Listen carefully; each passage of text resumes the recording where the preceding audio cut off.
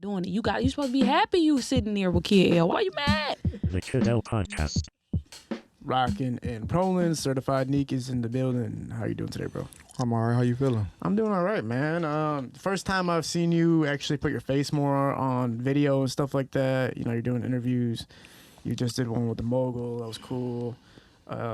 What's up with it? You're trying to get your story out more, or trying to promote the artist more now? Promoting the artist more so. Me, I don't really care for it. For me, it don't make me no bit of a difference. Yeah. I've been behind the camera a long time. How long back are we talking? At least 8 years or more. So you've been like really involved in the music scene for about 8 years now? Yeah, probably more than that. I was just really silent, for real. Now I'm doing more than just that with music. I'm doing a lot more with music. So even behind before the music, even before the 8 years, you were still involved in it to some degree. Yeah. Let's rewind from the top, man. You're from Detroit? Yeah. East side of Detroit, East Warren, Cooper. What was your life like growing up in Detroit, and how did that lead you into making music or being a part of music? No different than nobody else. Struggle, ups and downs. I had shit, didn't have shit, going through shit, not going through shit. I always loved music since I was a kid, though. Yeah. So it wasn't really like nothing that just led me to fuck with music. I always loved music. I was reading up on contracts at like 13, 14 years old. Really? I started reading contracts that early. And I used to spend all my money on all the CDs back then, because it was CDs. Music dropped on Tuesdays. So every Tuesday I used to go to this record shop in my neighborhood. It was called Tanya's on Gratiot and Harper. And on Tuesdays, I used to buy everything that came out every Tuesday. Yeah. And then if they didn't have it, Chantonique's had it around the corner. So I used to spend all my money on music every Tuesday. And I used to, magazines, all that. I used to do all that with music. I still got to this day like thousands of CDs, books of CDs. Do you remember the first sets of CDs you were buying? Hell no. Because what year are we talking about, man? Because it's so long. And then I was burning CDs. So once the era of burning CDs came out, we just was buying a bunch of burnt CDs, and that's when I really was getting all that. I had like 2 copies of everything, because niggas used to steal them out my car, because I used to have so many CDs in the car. Niggas used to steal them, and I used to just have to replace it. My family members used to steal them all the time. So we're talking about like early 2000s here? Yeah. Yeah. So you were fiending for the hip hop rap. Yeah, I listen to all music though. It wasn't just hip hop. I listen to all genres of music. When you were going to that store though, were they primarily pushing hip hop, or they? No, they had everything. What were you buying? Name of some of the stuff you were buying, man? What tapes were you talking about? I bought all Master P's, No Limit, Cash Moneys, everything they had. I was one of the first people that listened to South music. So South music wasn't big here. So I used to listen to it a lot here. So once everybody got hip to it, I was already onto it. Like Atlanta music, Houston music, Texas music, New Orleans, Louisiana, Boosie, all of them. I had been on it for years. I listened to NSYNC, Backstreet Boys, Christina Aguilera, Britney Spears, Maroon 5, all that shit. Like nobody would think a nigga would listen to, but I listened to all music. Yeah, the indie pop scene, right? Yeah, I listen to all that. Yeah, the only one I'm not giving anybody a pass with is Nickelback, because that band is atrocious, bro. I don't know if you fuck with Nickelback, but that band. I ain't really fuck with them like that, but I heard them enough. Yeah, because you could not hear them. But at that time, Rock Bottom, obviously, Street Lords, taking over the Detroit scene for sure. Before that, you got Sham. You got Detroit's Most Wanted. You got these cats that are propagating the scene, right? What were you paying attention to in Detroit music at that time? My neighborhood. My neighborhood is like one of the most known for rappers. Like we had rappers, like these rappers in my neighborhood when we was kids. So Baby, Juvenile, BG, like they was all in my neighborhood when I was coming up, and they used to like be in my neighborhood, like not just like be through there. Like they was. Like BG was living in Detroit for a minute at one point. So seeing BG was like regular to me. He used to be in my neighborhood all the time. So like Blade, the East Side Cheddar Boys, like they used to be in my area, and my cousin father, he booked Blade and them. So we used to be around them too and shit like that. So it was either Street Lords or East Side Cheddar Boys. And then it was Rock Bottom. Those were 3 like groups from Detroit back then they was smashing on shit back then. Yeah. Later on, it came to Doughboyz and then Team Eastside. I was talking to BandGang Javar, and he basically said he's seen the numbers for like Rock Bottom and Street Lords and Doughboyz Cash Out, and the numbers weren't comparable to what today's streams of Detroit artists are. That's true. And that's like why the signings weren't as significant back then. Do you think that's part of the case? Yeah, because back then it wasn't no social media. It wasn't, everything was physical. So for you to see what was going on with an artist or a group, however, you had to have hard copy sales, which a lot of people did. Sold shot their trunks, or they had to go through like mom and pop record shops to get music. To where now a kid 10, 12 years old can just stream your music on their phone. So, and they can just repetitively listen to it over and over again without leaving the house. Yeah. And then a lot of people, you gotta think, if you lost your CD or tape or whatever, some people wasn't going to go buy the same shit over again. It's just you lost it and you was over with. Whereas streaming, if you lose your phone, you just get another phone, sign it to your iCloud, and look at it again on Apple Music or Spotify, whatever your device is, and you can never gonna be without the music. Yeah. So the number's gonna be boasted because music is always around. Yeah. Back then it wasn't always around. You listen to it in your car, or you listen to your house on the radio. Now everything is on your TV, phones, tablets, iPads. Computers. Yeah, it's like CDs were treasure back in the day. Yeah, that's like probably why people were stealing them from you. Yeah, that's why they were stealing them, because people wasn't going to buy CDs for $20, $25. Nobody wanted to pay that shit for CDs. I traded a copy of Grand Theft Auto for the PlayStation for the Slim Shady single. LP. No, just the single. It was the real Slim Shady. Just the single. It was just the single, and then the instrumental version of it. And like that's how it came. It was a single, instrumental, and the club version. Yeah, and the club version. Yeah. So I traded Grand Theft Auto for that. That's how much I valued. Like, I could never hear the song anywhere. I gotta find a way to listen to the song. That's what I'm saying. You couldn't. The only way you listen to it if you heard somebody around you had the CD or tape, or you had it, and it was just that. You listened to it a billion times. That's why CDs were so fucked up, because you listen to the bitch so much that you would scratch the CD up and then it'd be through. Yeah. So that's what I'm saying. Now it's we just pick your phone up and you can just stream the same song 1,000,000,001 times on your phone. Or you like somebody, like even shit you like back then, you can go listen to it. That's why streaming helped a lot of older artists in their catalogs. Because now, shit that we couldn't find, or our parents and shit couldn't find, they can go back and just listen to it on their phone. That's a whole concept I never thought about too. It's like, if you listen to Doughboyz Cash Out, there's probably songs you never even fucking knew existed. But because everything's uploaded now, you can peep all that shit. You type in their name, you see everything that they put up that's associated with them that you can go find, even if it's solo things in the group. Back then, you had to just find, that's like if KL rap, I go find your album, I gotta find that album. Yeah. You gotta ask, like, do y'all got anything else for Kid L? Yeah. And they be like, well, yeah, we only got this or this and this and that. And now you type the shit in on YouTube before you even look on a streaming engine platform. You just type up a name and it's gonna pull up everything they got to do, even shit that they own. If I did a song, if I'm a feature on your tape and you search it, it's gonna pop up that I'm on there. Yeah. Not even just your own personal shit. So it's like now you could it's more comparable for people to go back and see everything and listen to it and find it, and they get to stream it like crazy. Like a lot of people getting a lot of money now that they missed out on back then. That's insane.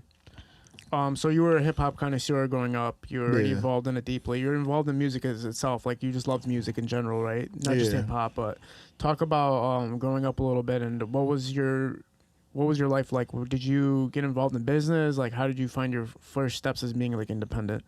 I grew up with a bunch of bosses with my family. Like, my family, we always own shit. My mother's side of the family always owned shit, and my father's side of the family, my mother's side of the family too, it was in the streets. So we owned businesses, restaurants, barbershops, all that shit growing up. So coming up, I always knew that I couldn't work for nobody. It just don't make sense. I'm not gonna bust my ass and give another motherfucker all my energy and time for them to be. I'm gonna be a number to them, and once they don't want me no more, need me no more, they're gonna get rid of me and bring another person in for cheaper. Yeah. Like we punch in at the same time, or I punch in late, we get the same money. It's like I never wanted to do that. My parents, my family, my grandfather and all them, they just always had businesses. So I studied under my family my whole life.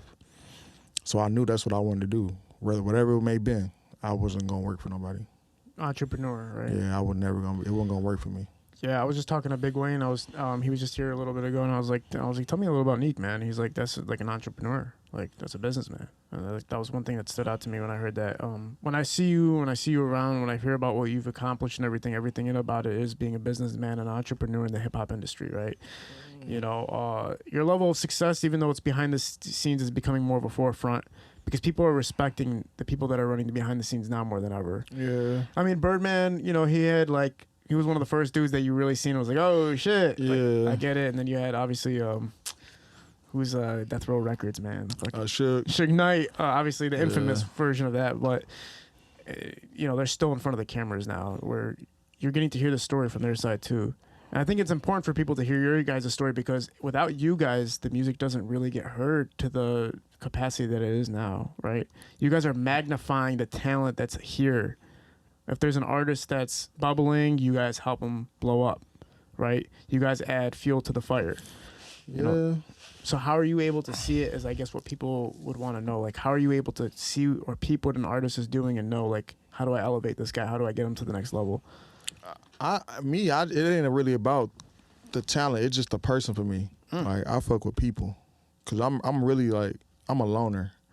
Like, all I ever had was my family. So, like, me and all my cousins and all of us, and we just always ran together. Like, and people know a bunch of my cousins, and you know what I'm saying? Like, it's just always been all of us. We did everything together. So, fought, gambled, hustled, whatever we all did together. Like, so, I ain't really, like, prone to really have people around. I don't care to be around people. I'm really an introvert, so I don't really talk to people. That's why people say I'm doing interviews. It's like weird to them because I don't really talk to people. Even when I'm outside, if I don't have no purpose to talk to you, I'm not finna talk to you for real. So I like people. If I feel like you a genuine person, or if I feel like you need that, I'm gonna help you. It don't really be about the talent because music right now, it's not even about talent. It's about your persistence and consistency and what you willing to do to get there. So you can have talent, not knocking or saying that talent don't mean nothing, but your consistency is what's gonna get you where you gotta go. Your hard work, your will to get there. Yeah. And I don't really I'm not trying to be around everybody. I don't think everybody deserves my energy because I'm too genuine. And I feel a certain type of way and I don't want to feel a certain type of way. Yeah, a lot of entrepreneurs talk about that. They invest in the person, not just the product that they're creating, right, at the end of the day. For sure. That means a lot, too, because somebody could have a great product, but their personality could be unworkable. All artists, though, they good and bad. What makes them great is what makes them bad people or hard to deal with. They selfish. That's what make artists great, and that's what make them hard to deal with. Yeah, and they're unorganized in their mind, kind of. But that's what their emotion and the trauma and everything they've been through comes out in the music. Yeah. So they're able to give you a great product. We were just talking about Poppa before you got here. That's like a case of a person where, you know, I love to Poppa. I have massive respect for him, but the content was great content. Poppa was he was before his time. Huh? Poppa was before his time. Yeah. If Poppa would come now, he wouldn't be how he is right now. He was before his time. He ain't had a structure, the people around him. But at the same time, I don't think people... See, we just, like right now, the industry within Detroit is still building.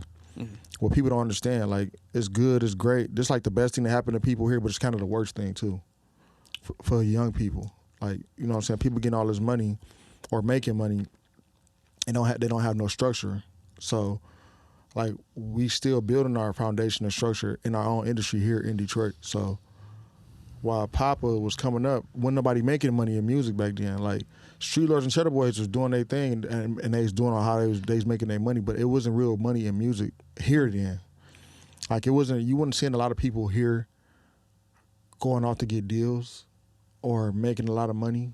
You know what I'm saying? You didn't see it. It was hard to come by. So I think when you growing and you learning, you trying to figure it out, you're gonna have a lot of casualties because people don't know. Yeah. So he wasn't strong enough by himself to get there and fight off what he was fighting off to get there, and he went through a lot of shit going through the industry too. Because the people he was around, whoever they may have been, it was a learning curve. So when shit is going on and people trying to figure it out and trying to knock the doors down, it's gonna be all type of shit that go on within that some people can withstand and sustain and get through, and some can't. Yeah, and I'm not using the word ignorant in a negative term, but the ignorance just means you're not knowing of, right? For sure. So he was ignorant to knowing how the industry or the people around him, and the people working around him were ignorant too. Because if they were smart, they would have seen that there's bigger potential for this than to just take a grab from him, right? They would have seen that we can build a foundation around it. But even my point with that is it's like an imbalance when you're trying to imbalance talented people, balance out imbalanced people in the creative industry. It's very difficult. If you have an artist that's mind's all over the fucking place, how the hell can you structure him and organize him to get great success? You need some type of discipline. That's one of the part of the bigger jobs that people behind the scenes come in at, because you got to know your personnel. So if you see where somebody around you is weak, you're supposed to uplift them and make that strong for them. If you can't be a leader, then it's the ship gonna sink anyway. Yeah.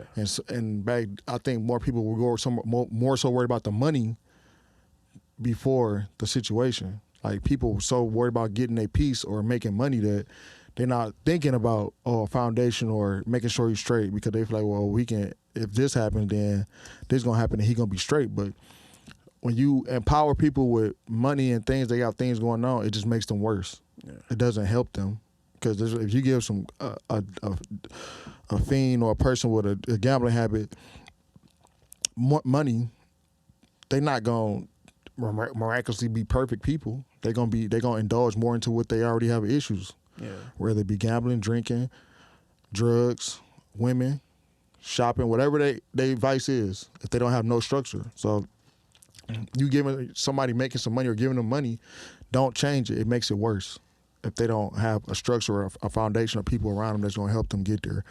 Fuck the money. The money gonna get there. If you believe in somebody like you supposed to believe in somebody, you think this, then everything else, that's the last thing that comes. The foundation and building something that they can trust and believe in is what matters first, more so than anything. Right. Because the money gonna come if you believe that.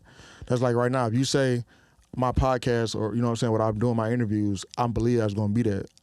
You're gonna build everything else around it to make sure it don't fail when the money actually comes. Yeah. Because you believe it's gonna come. But if you don't think it's gonna come, then you're gonna chase the money and fall. Yes. It is difficult, and I do give people that grow up in, like, you know, you could say the hoods or the ghettos, or people who grow up in impoverished areas, that it's more difficult because that desperation factor does kick in, right? So you're kind of sitting there going like, all right, man, I know that the long way is the better way, but I need this money now. How the fuck am I going to make it? Well, that's what labels do. That's one of the things that labels prey on young minorities and people that come from the ghettos and hoods. That's one of the things they do. That's why a lot of young people sign bad deals, because they know they in a hurry, they in poverty. So they like, either take this or stay here and go to and deal with this, which really you don't understand most times. It puts you right back here at some point because it's a bad situation. And people prey on people's misfortunes instead of uplifting people, which labels, they never gonna really care about you because they don't know you. They're not trying to know you.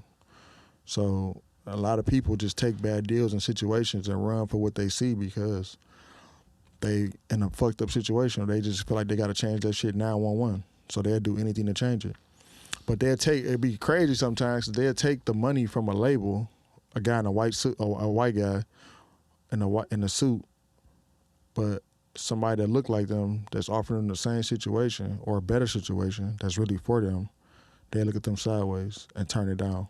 So in your perspective, when you're seeing that these two people, whether it's a white man in a suit or if it's a black man from the same culture as the artist being signed and everything like that, are you seeing even sides on both ends? Like, are you seeing, like, when he looks at the man in the white suit, the equivalency to the black man in the suit, both have the same offering and they both have musical backgrounds and everything like that, and they still pick like going with the white side? Yeah, I just think people just think it comes better from a white person. You think? I just think they just feel like they fear their own. They fear their own. They feel like a person that looks like them was trying to get down on them. Well, luckily when Detroit Rap Daily or our Detroit platforms will post labels to be signed from in Michigan, it's mostly predominantly black-owned labels that are signing right now, and they're like mostly they're all successful as hell, and the most successful hip-hop labels right now, or independent signees, right? So like Pootie, for instance, right? For you guys got a lot of stuff going on, so they are doing it here, right? At least, right? Yeah, but you got to think it's nothing here. What do you mean? So it's not many options here. Everybody can't run to Atlanta or Houston or LA or know people that they can get close to actually take them serious enough to fuck with them.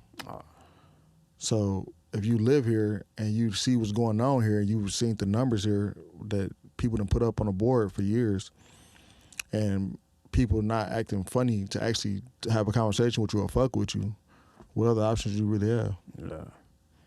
Like, where else you gonna go? What was your first breaks in music as far as getting involved in the industry? Your first breaks in music when you were getting involved in the industry. Like, what was the first stepping stones that you had when you were getting involved in music into hip hop? Oh, I had put some money behind some people back a while ago, a long time ago. Yep, that was the first. And so, did they become successful? Yep. We're talking about, you don't want to say their names? No, I can't say their names. Okay, I got you. Yeah, I can't say their names. And so that didn't like pan out relationship wise towards the end of it, I'm assuming. No, nothing. I can't say nothing bad about them. Oh, okay, I got you. So we're still cool to this day. I know. I think I know who they are, but can I? No, you don't. I don't. Really don't. Oh, I don't know them. Okay. You don't know. Okay, I got you. Because one of the first times I was hearing around you was Drego, right? Oh, Drego and Beno. Yeah, Drego and Beno was people you had you were affiliated with. And that's family. That's forever. Okay, so there besides the earliest cats we can't talk about, can you walk us through some of the earlier cats that you can talk about? It just really was my cousins, East Warren Buck and Kato, and actually my very first artist was Nique. Really? Very first artist. Oh, cool. I started with Nique. So I'm gonna finish with Nique, but I started with Nique. What was it like being able to take on that challenge of like, okay, we're gonna figure this out, we're gonna get your career to the top? It just started. I've been knowing Nique his whole life. So it was conversations we talking. Him and his brother used to ride around me while I was doing certain shit and that I can't talk about now, and he's just always freestyle. And our other homeboy, he was rapping too, but he was bullshitting. He was never really taking it serious. His name was Pep. He was never really serious. And me and Nique just kept talking about it. I'm like, fuck it, I'm gonna put you in the studio. And then I took him to a show, and his first show he performed at was, I think it was Grand Rapids. He had got on the show with BandGang in Grand Rapids years ago, a long time ago. That was his first show. And then shit just started going from there. And then Hands On came. It was Drego, Beno, Nique, and Buck. That came, and that just shot off. After that came, the next song I think was Extras, if I am mistaken. It was Drego, Beno, Buck, and Kato. And then came No Pressure and Give and Go with Kato, Buck, Dugg, Drego and Beno. And then Hell Yeah came with Nique, Buck, and Dame Dot. I mean, not Dame Dot.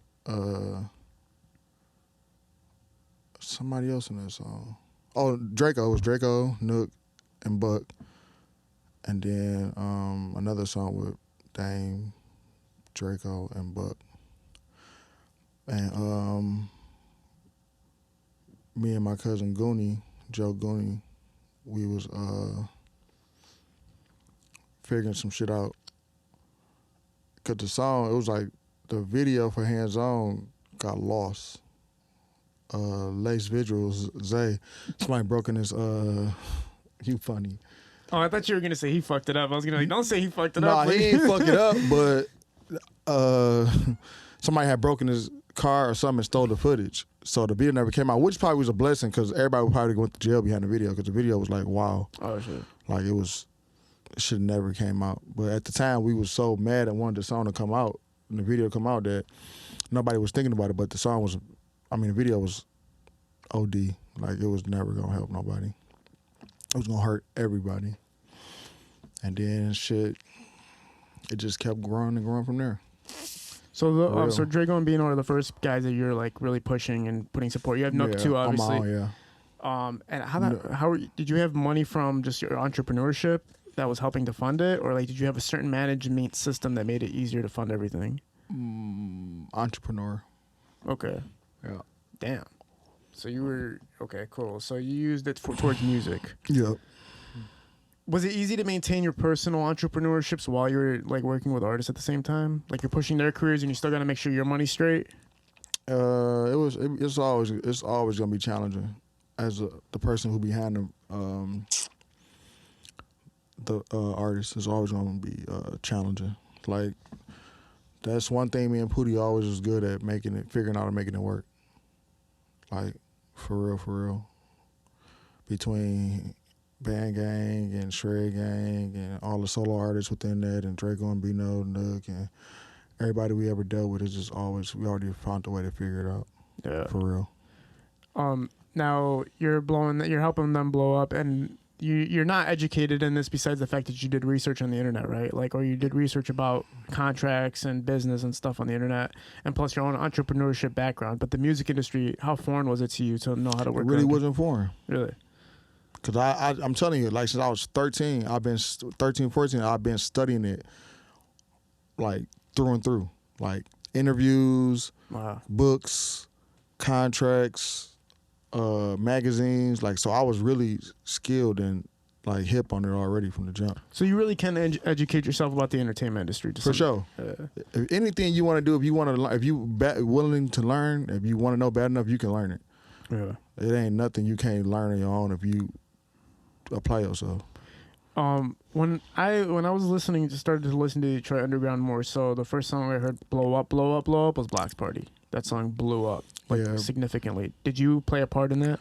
Yeah, that was really that song got recorded in Jose house, Jose the Plug. Mm-hmm. He produced it, and Drego and Beno, Drego and Sada did the song or whatever, and he called me like we just did the song. Nobody really liked the song like that at first originally. Like it was cool.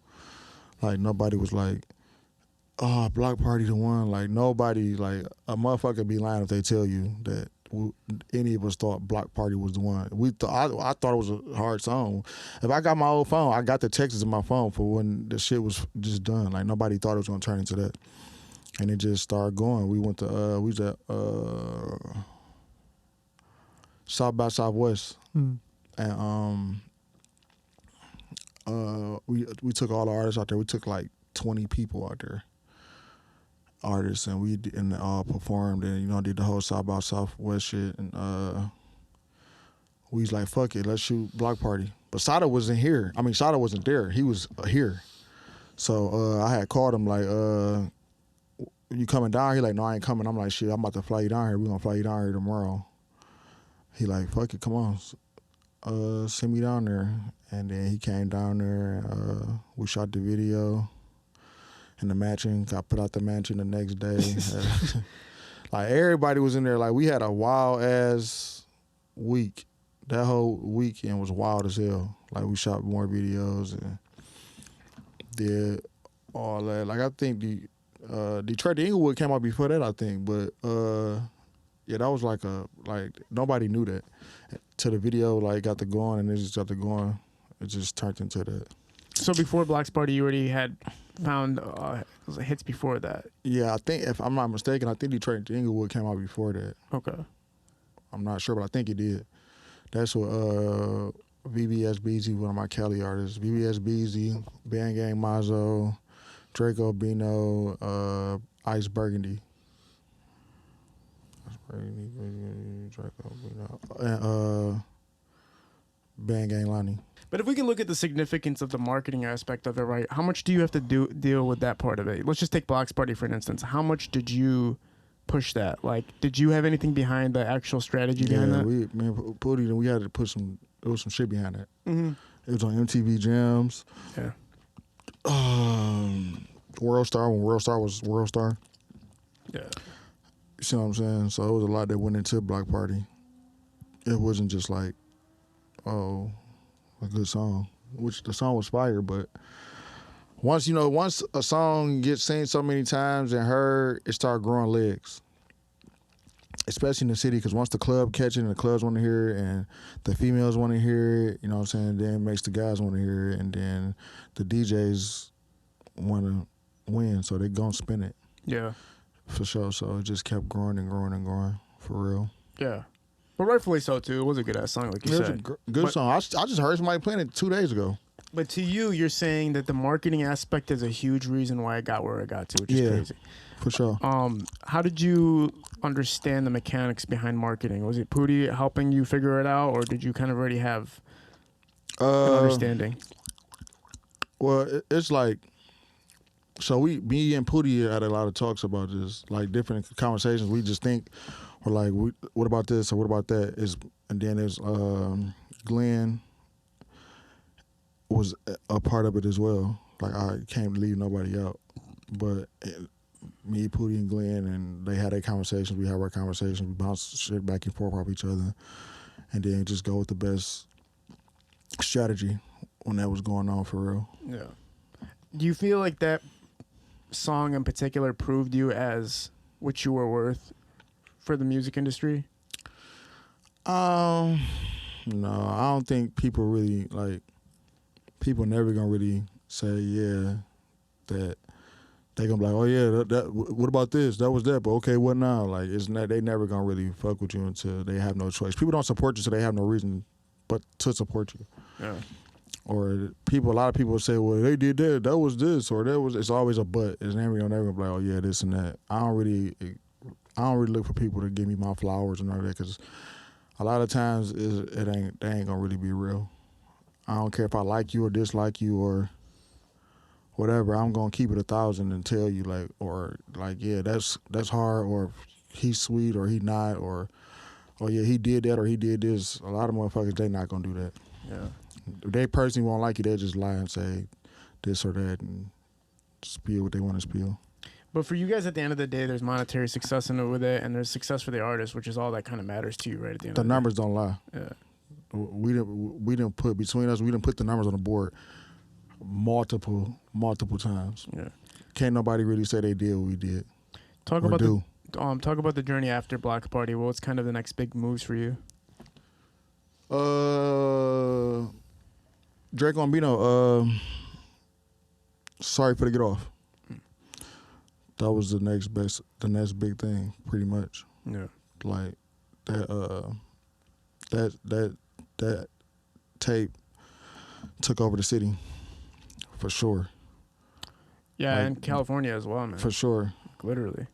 Like, Drego and Beno was like one of the first people, not gonna admit this and say this, but Drego and Beno was like some of the first young Detroit artists to their second biggest market was LA. Like, that was unheard of for some people all the way from the Midwest to have their second biggest market all the way on the West Coast, when West Coast artists, they listen to their own.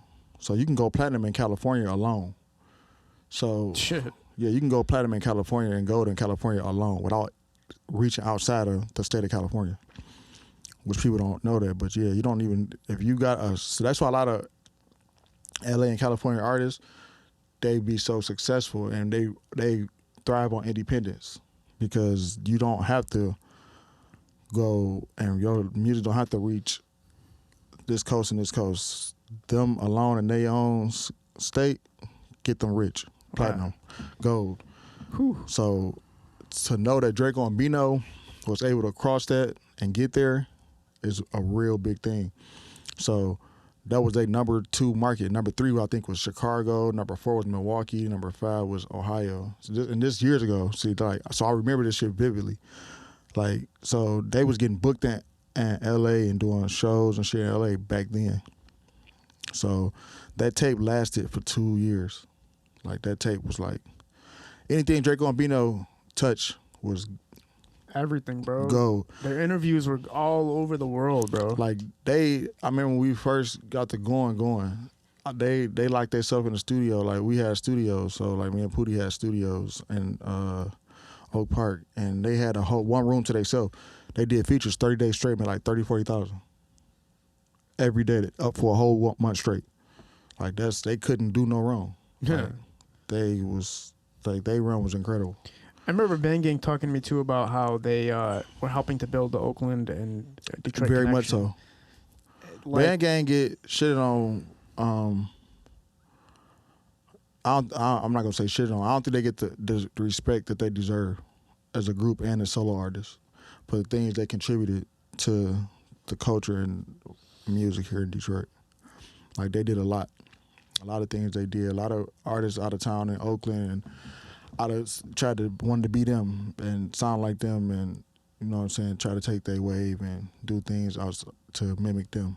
But like, well, when you look at it, you know how you look at it, like the mainstream is the mainstream. Like, you can completely see that what it is. That everything that's on the radio, pretty much on circulation. When you look at kind of the underground, it's kind of different, right? Like, if you look at BandGang, you can't consider them the mainstream fully, right?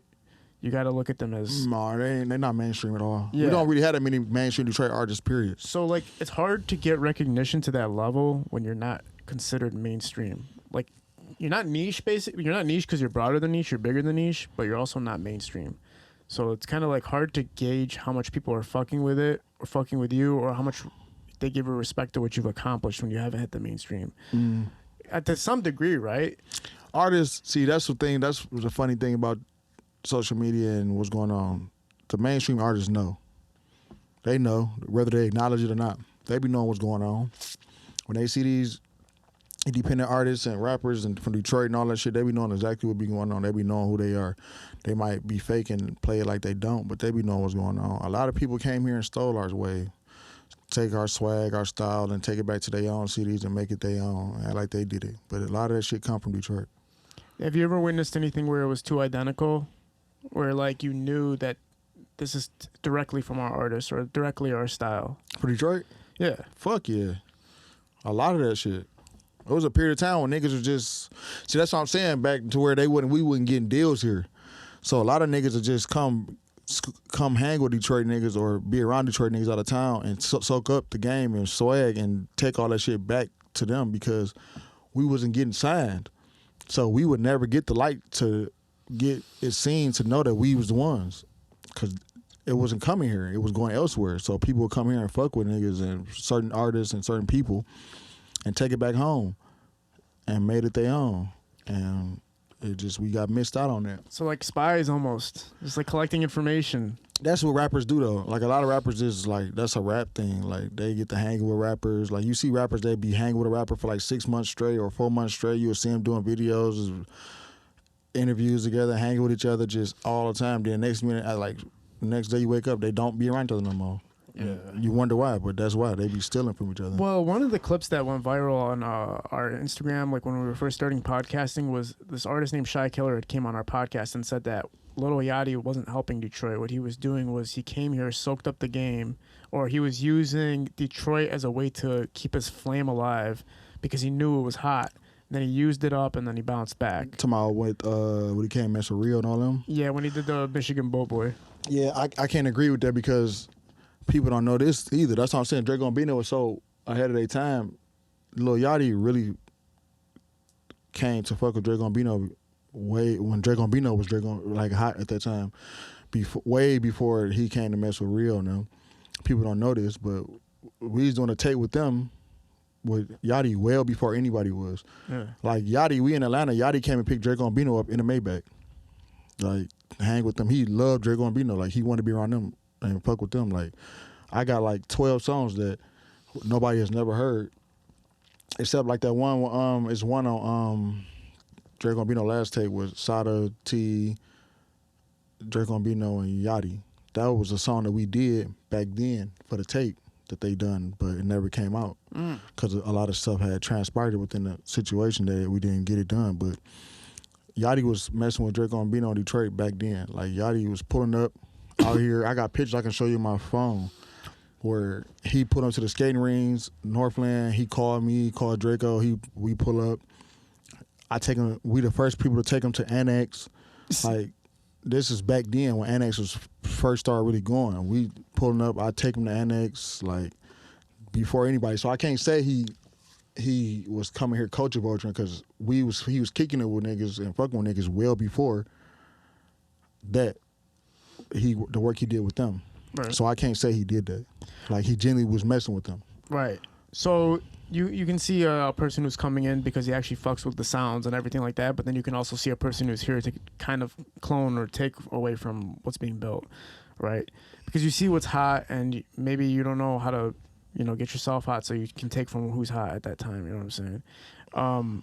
When you're delegating with these newer times right now and you have a lot of artists that you're managing and working with and everything like that, is it becoming more difficult the more artists you're managing, or have you found a system where it's easy to balance everybody else? It's a system. You make yourself a priority. Some artists are self-sufficient. Others, you got to do more with them and be around them more. But the more serious you are and the more you're trying to do, the more I'm going to do. But I really don't even manage no more. I'm more further back in the offices. I'm putting other people in position to do that. I really don't. Everybody always wonders what the back end guys are really fucking doing. Like, you got a computer and a desk and shit. Like, man, calls, meetings, Zooms, everything. I got 7 producers signed to me. Like MIAJC, Lee Choppin, Trigger Made It, Jose the Plug,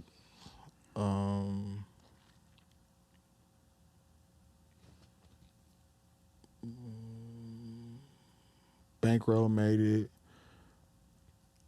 Kilo Beats. So I got like a bunch of shit that's like outside of that with them, but outside of all the artists.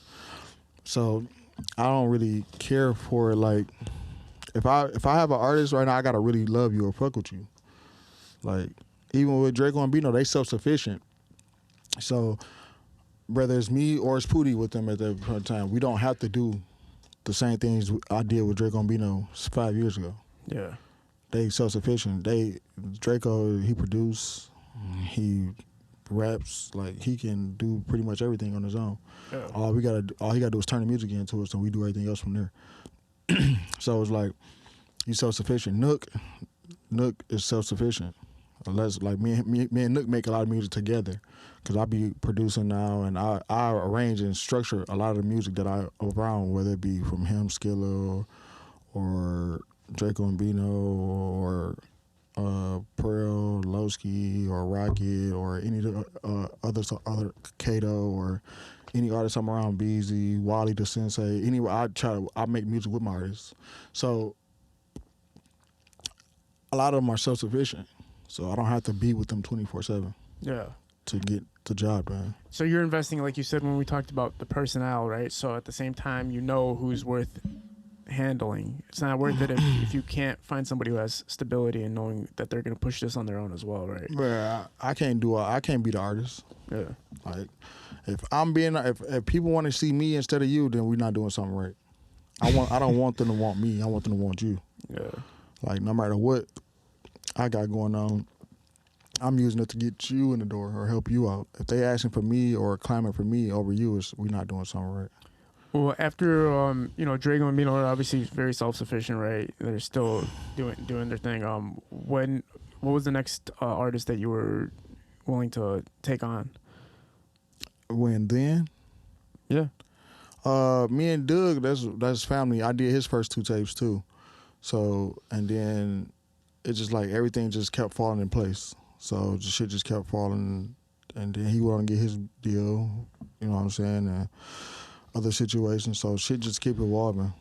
When sometimes they'll release like the top 30 Detroit artists or whatever and all these things, and sometimes Dugg won't be put into some of these lists, and people will always be like why, or people will name the most significant songs from Detroit, and people sometimes will forget Dugg or whatever. And my only thing to it is maybe it's because he hit a different type of level that sometimes you forget. like that level of success. You know? can't forget somebody who got gold and platinum records. You don't forget Big Sean. But they're so damn big that sometimes they're not even on those lists. Like, I think they're looking at who's trending in Detroit's underground, and they're not really thinking about like. Yeah, you can surpass Detroit, but Dugg is still actively in Detroit. So like he had a summer where all you heard was songs from him. Yeah. Summer after summer after summer. How can you not mention the guy that has given you anthem summer after summer? Yeah. Whether that's what I'm saying. Like, it's just like politics is crazy. You cannot mention Detroit without mentioning 42 Dugg. Yeah, the politics are insane. The politics are insane, man. That's insane. Like, how could you say that? That's like peanut butter and jelly. You can't say that without mentioning him. He's done it. Yeah.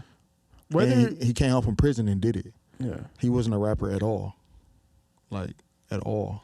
When was the moment you realized you wanted to be a part of the journey with him? It's family. Like, that's my relative. So it's like anybody. That's what I'm saying. Anybody I'm around, I want to help anybody that's around me. I want everybody to be successful. I don't want nobody around me or that I got love for to be struggling. And they got talent. This is music. It's a lane for everybody. So if that's something you want to do and you take serious, if I can help you, I'm gonna help you. It ain't about no money, no nothing. Money gonna come, but nobody can tell. If anybody gonna say something about me, they gonna say I'm a genuine person. If I love you, I fuck with you, I'm gonna do whatever for you. That's why I don't fuck with everybody. Cause I want you to win. Sometimes more you want to win yourself. Yeah. Well, you see a lot of people. I grew up with a lot of friends that ended up becoming very successful in certain entrepreneurships and everything like that. And I've seen some people isolate and push everybody away. But it sounds like you're kind of taking the smarter mentality, where it's like, no, I want my friends to be with me, because what's the point of being alone and rich? Right? Yeah, I want whoever with me, I want them to be with me. I don't have to be around nobody every day. But me seeing somebody really doing something, or I'm a part of something that's going, or somebody successful, I love to see that. Yeah. Ain't no hate in my body, no bones. If I got $1 million and you got $2, we ain't doing something right. Yeah. If you got more money than me, I'm cool with that. As long as we all successful, we all can do. I'm a go getter. I'm gonna always make my way. I'm gonna always find a way. Yeah. So some people not as fortunate as that though. Some people don't have that hustle or got that mentality to be able to do that. Some people don't have that skill. That's a skill to have or go get it. Some people don't have that. So I know I'm gonna always figure it out. So I'm cool. I'm happy with long as when somebody go get a new car or a new chain or a watch, I'm happy like it's mine. When somebody get a gold record or sales go crazy, I'm happy. I would never. Like, that's just like, we winning. That means, because the more you get in, the more somebody else there's opportunity for somebody with you to get in. Yeah. Or somebody around is going to have a chance to get a deal or some success, because the bigger the brand gets or the bigger the person gets, the bigger everybody gets. Yeah, the most, I think, pivotal points was when T Grizzley came out with First Day Out. It was almost like I seen zero negativity at all. And I think one thing people did realize is like the whole city was going to be put on the map because of this. So you couldn't even be upset. Because it was a different genre of music. Like Big Sean and others got on, people didn't look at it from the hood. They looked at it from backpacker or lyric, you know what I'm saying? Like, that's that lane. T was like the struggle.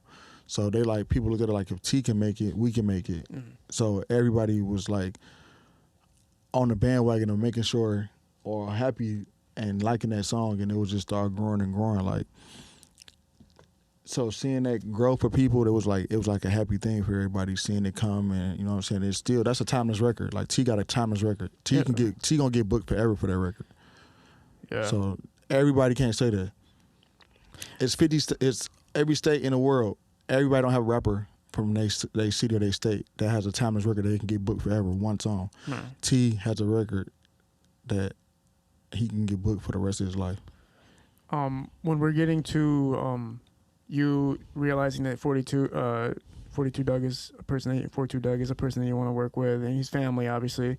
But what's the first earliest steps? Did you have to motivate him to get in the studio, or was he already ready to go? No, my cousin EWMK though, that's the first person to put him in the studio. Oh, okay. If I remember correctly, I think that was the first person to put him in the studio, and then Dugg is just motivated. Once you want to do something, he just want to do something. So once he started going, it started getting fun. You know, music is fun when you first start doing it, And it started, especially if it started sounding good, it started making sense. It just becomes something that you want to do. That's like going to play sports. When you start finding your niche at it and start moving, you start wanting to do it on a daily. So, you know what I'm saying? Dugg started going, and you start working with Ant Beats and Helluva and other producers, and you start just getting better and better. Yeah. I remember Helluva was talking about how Yo Gotti was like calling him to ask about who's hot in Detroit, who's to sign, and the first person he had said was 42 Dugg. Yeah. Which is crazy. Like, you're talking to somebody who can change somebody's life, and then you're mentioning a name that life's going to be changed now. But you got to think, these are conversations. So you got to think. You know how many people I done talk to that call and ask about an artist or just ask about people, and you be like, who you think, and you just tell them. And it sometimes don't turn into nothing, but that's just because you have personal relationships with people. That's like if you call me, that's like you say you asked Big Wayne something earlier about me. Yeah. Y'all just having a conversation, not knowing what it might turn into. So he having a conversation with Gotti, you're not knowing what it can turn into. You know what I'm saying? He just asking you your personal opinion about the landscape of Detroit. Yeah. And you said a name, and then it turned into something. That's when Shut the Fuck Up was out too, which was with my cousin Goonie he put that record together, and it was Kato, Buck, Peasy, Dugg, Cash Kid, and Mel. Yeah, produced by Helluva. With what you're saying with that situation is basically like a name. It is important to do it, but at the same time, the names get thrown around all the time. So what you had developed for him at that point was the portfolio to prove that there's something here. Shut the Fuck Up was out. Yeah. So that record was going crazy. It was going bananas. Yeah. And we put that on World Star again, like when World Star was World Star. So you couldn't go nowhere without hearing Shut the Fuck Up. That song was going everywhere, and people thought it was Dugg's song. So that's like means for people to be checking in. Yeah. And he had other shit that was going on, like Give and Go with Kato and Buck and all them on there. That did over 1 million streams and all that too. Yeah. So it's like you got things that's growing, you a part of, that's making shit make sense. So when you guys are putting together these features, let's just say we'll use Dugg as an example because we're talking about it, but like, are you guys thinking marketing wise of who to put together, or are you just thinking sound wise? Like, how are you deciding who you're putting together on a feature, if you're overseeing anything like that? Sometimes the records are based off marketing, sometimes they're based off sound. I like making the best quality record, and I try to combine the two to put the best on a record with marketing. Yeah. You know what I'm saying? I don't like making anything. I like making real records. So you already are hip to all these artists, and then you're like, okay, let's see how we can fit this together. Yeah. Like, I won't just put anybody on the song together just because they hot. Okay. I want a record to sound good. It just sound like it's all over the place. Yeah, like the composers from movies, right? Like when you're watching a movie, you always wonder who's like putting these songs. The scores. Yeah. I got a movie I was scoring on that I'm doing a score for. Really? Yeah. With you're just picking what songs match what scenes and everything? Yeah. What can you talk about the movie? I supposed to did one. I can't talk about this one, but the one I was supposed to do first was called Get Paid, but it was too short notice, and we couldn't get it together. But there's one I'm about to do now. I can't really say yet. That must be kind of fun though, because I'm assuming you do have a budget, right? They're like to you, okay, we have $100,000 for this movie. You have to pick the songs, but we have to get the rights to these songs and all that shit. You know what's so cool about it? They wanted me to do a bunch of Detroit songs. Oh, cool. So it wouldn't have been. It's not gonna be that hard. So it's not gonna be as, because you know how like when they give you like they give you a roster of basketball players, like Kobe's worth $5, LeBron's worth $8. Right. So you kind of have to like match it and make it work, right? Yeah. The way they got me doing this is that they want all Detroit.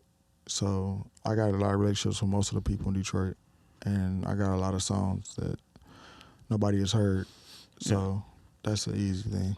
When you're looking at helping develop 42 Dugg and get his career to the point that it's now, what were some pivotal moments between you and handling the artistry aspect of it and dealing with the industry at the same time?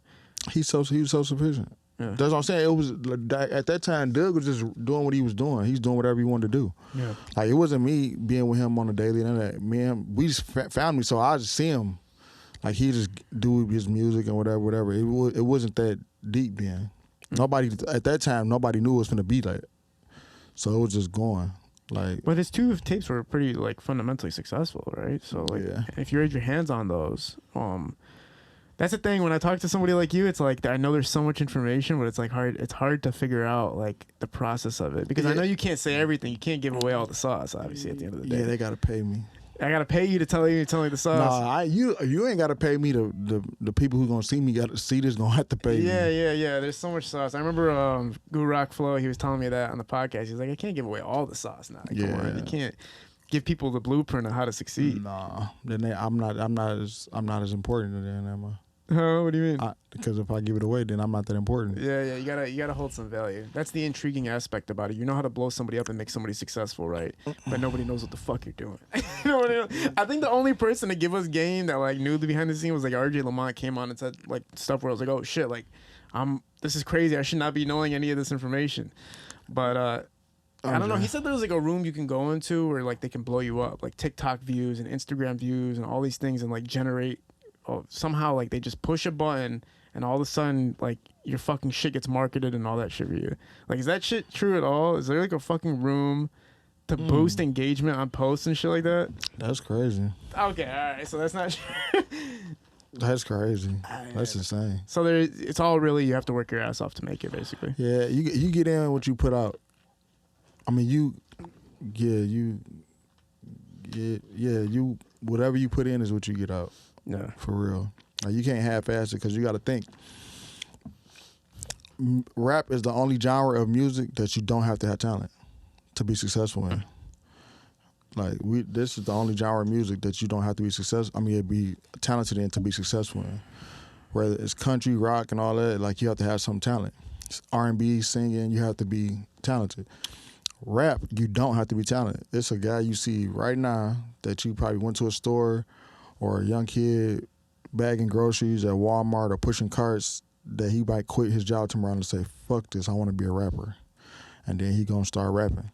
And if he does it every day and drops shit every day and on a regular be consistent, people gonna start taking a liking to him. Yeah.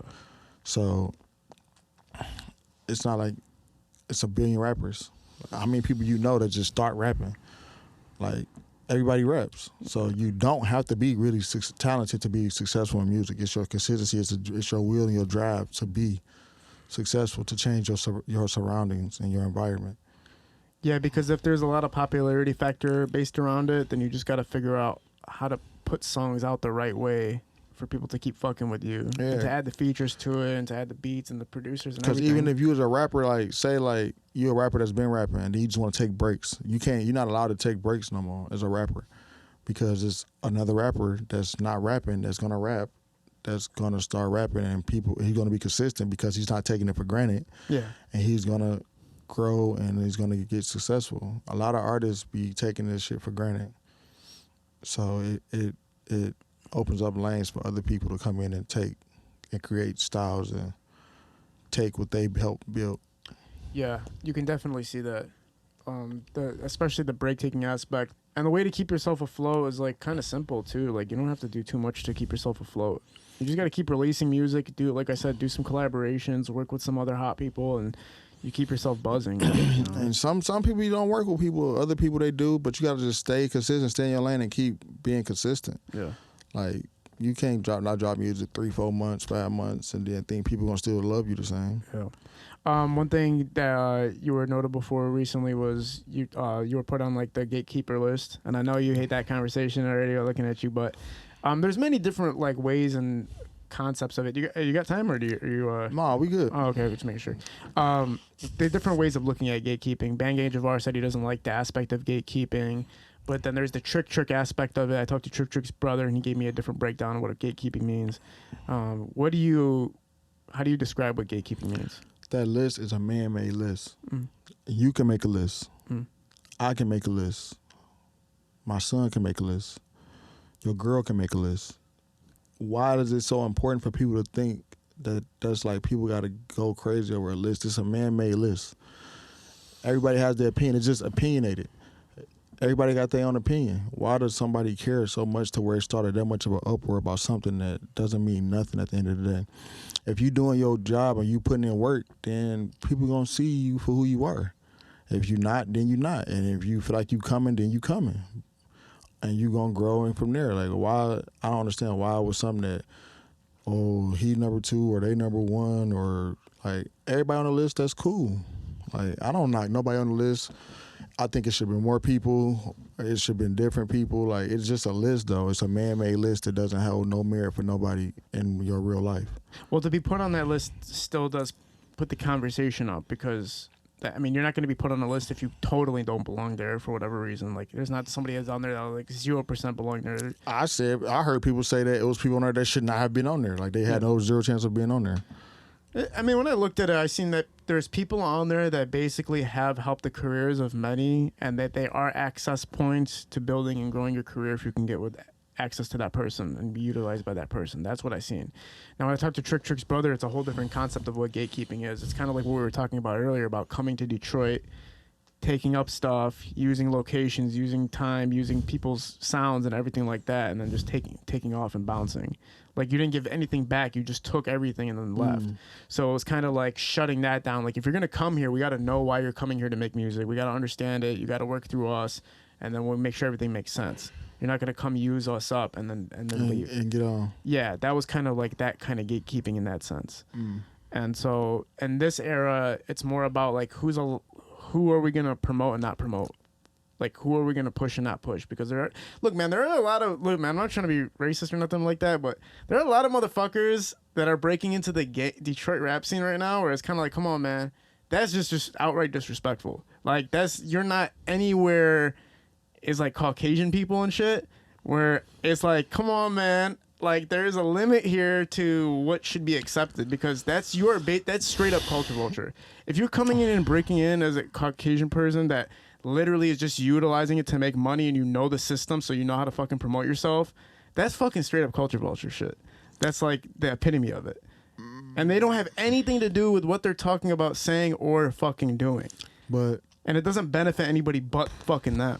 That's like 65-70% of the rap game. A lot of people don't be doing half the shit they be talking about, don't be knowing nothing about it. That's like, if you can find a way to change your life over, that's well. Like, I can, because we not doing our part then. Like, if everybody ain't doing what they supposed to do, then we can't knock nobody else for doing what they can do to make themselves better. That's like when people was on your ass about saying you was culture vulturing. Yeah. Like, how can they say that about you? Yeah, but there's a difference between what's happening now, bro. But no, I'm not even comparing it to it saying like that. I'm just saying, like, that's people's opinion saying that about you and not knowing you. But people, I know motherfuckers. I'm not gonna put you in this boat with me, okay? I'll talk about this on a different episode because I ain't tripping. I don't shy away from too much of nothing. Yeah. But I'm just saying that's just how people. You gotta understand that's how people view shit. Just people's mind. Some people just look at it this way. Of course, you look at some people, you be like, man, why the fuck is he rapping? But he figured out a way to scheme in to make it work for him, and people being short-minded enough to fall for it. We can't talk about him without talking about that. You see what I'm saying? You're right. Like, you going for this shit. Why are you going for a parody? Why are you helping blow up a parody? And you know it's not authentic. Yeah. So how can we clown him for doing a job, being a fucking clown, without clowning the people who supporting him and making him the entity that he is? Because he can't do nothing without people doing it. And that's where I think gatekeepers come in, because what they're supposedly supposed to be doing is making statements about it and talking about it and bringing awareness about it, and then the people can kind of make a decision to say, okay, you know what, that fucking makes a lot of fucking sense. You know what I'm saying? Common sense ain't too common. Yeah. Real talk. Common sense ain't too common. People like to laugh. Yeah. So people will accept things just as if it's cooler, they can get them a laugh. Right. Like, entertainment can rule all at the end of the day. Yeah, that's like when you thought wrestling was real. Now that you know it's entertainment and it's not actually wrestling, people still go and support it more now. Yeah. See what I'm saying? Yeah, that's fucking facts. What was your next steps with working with artists? I know you're working a lot with Skilla. And he's again, man, just another artist that you guys are a part of it, and all of a sudden things are taking off. Not to say that it wouldn't have either way, but I'm just saying it is taking off. I know what you're saying. Yeah. So talk about, is that the next artist you feel like after Dugg that you really put full attention to? Yeah, I've given a lot into the Skilla situation. Yeah. For sure.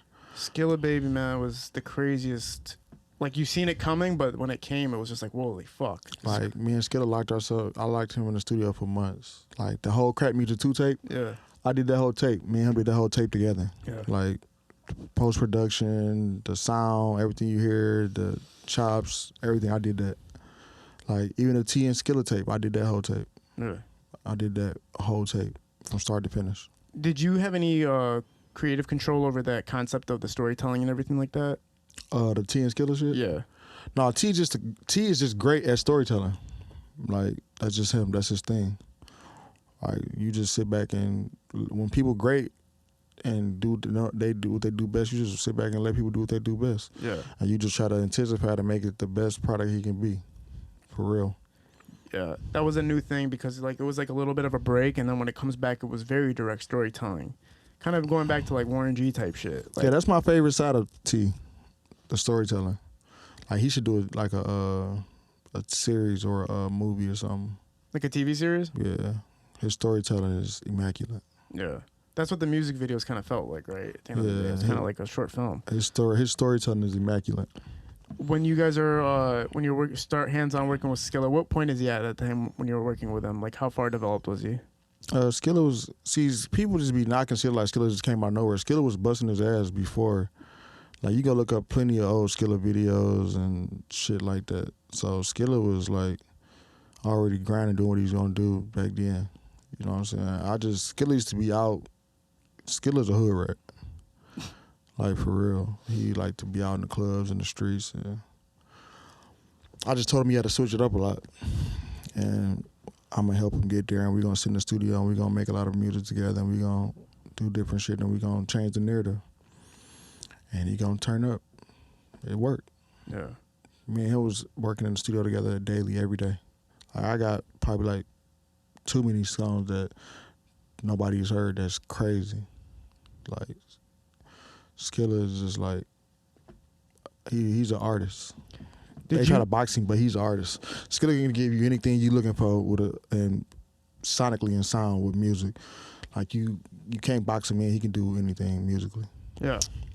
For real. Yeah, Skilla, like, everybody goes back to Skills Day. Like, like, it goes super far back. When I met him, I didn't really know what was going on exactly, but I remember there being, like, some type of buzz where it's enough. Mm-hmm. And then within the last 2 years, that's when everything, just the floodgates open. Like, the guy's, like, fucking, the crowd surrounds him, the crowd's pulling him off, the kids at school are chasing him down the freaking whole gymnasium and everything like that. Like, yeah, he a people person. Yeah. Like, he's very charismatic. Mm. He know how to work a room, and he know how to play the game. He know how to get people on his side, and he care about the kids, and he good at giving back, and you know what I'm saying. He big on that and shit like that. So he know he when he come into the room and be around people, they generally gravitate to him, whether whoever it may be, and they like him. What do you think took so long for, he has been working for a long while in music. What do you think took so long for it to actually explode the way it did within the past couple of years? I just think timing. Things align. Shit happens. Yeah. It works out. And the music, the quality of music has just changed. And different things combust. And he changed the way he was living and moving. And he just was locked in. Like, he like, the conversation we had before we started, he was just like, he wanted to make it. Like, he tired of not being, he feel like he better than where he is, and he wanted to make it. And I told him, we gonna get there. I'm gonna do it with you. We gonna get there. Yeah. So he knew what he wanted to be. Like, he don't want to be a local artist or nothing like that. Skilla want to be a stadium artist. Like, that's his thing. Yeah, I was talking to CT about that with when they released Trayvon, right? And I guess the first time they had shot the music video, they decided to discard it because it was kind of just like a hood video shoot, and then they wanted to do a storytelling one with the second one. And when I saw that video, I was like, that's like what a real artist would do. Most Detroit rappers aren't gonna lay on the ground on a chalk line out. I'm like, I'm not. I remember I used to shoot music videos, man, like fucking straight up like crazy ass hood videos. And I remember like nobody was going for creative shit. Like they wouldn't do it. But I'm like, man, that's what separates you. If you don't do this shit, then you're not gonna stand out. And plus, it makes sense. Artists don't like taking time to do stuff. They like to knock shit out, wham, and get it on. Yeah. And be about their business. Like Skilla is like. Skilla, he one of the people that know what he want. Like he know what he want to do. He know where he want to go. Like, you know what I'm saying? Like he very intelligent and smart to where with things he already got set in his mind. Yeah. Whether he tell you or not. He very calculated in things he do. Like he'll play dumb. But that boy ain't dumb. So he be on this shit for real. And he don't hang with rappers for real. He hang with the older people that be around that deal with the rappers and responsible for the rappers. He don't really hang with rappers at all. Well, you can tell he kind of has a wise like persona. Like, you know, like you said, there's the artist side of him where it's like, you know, he'd be more laid back and whatever. But then when you actually have like a genuine conversation with like this motherfucker's smart as fuck. Yeah, he real involved. Yeah. And then they're getting to work with T Grizzley now. Talk about how that came together. Collaborating T Grizzley inside of Skilla Baby. It was the first time me and my cousin D-Dot, we was in Atlanta, and T had studio, and we took Skilla to the studio to meet T or whatever, and he had met T, and T was rapping, and his artist Horse, they was in there recording. Horse the One, they was in there recording, we was in there, and then Dirk came through, and we was in there for a minute. And, we just sat there for a couple hours. They ended up having a little conversation. That was it. No music or nothing was made, nothing like that. And then we got to talking, and shit got to start going, and then my cousin, again, D-Dot, and Mike Mo, and everybody was like, they should do a tape, and then they recorded a couple of times, and then it just took off from there, and then tapes started getting made. Is it difficult because of the relationship aspect of it at that time to make it happen?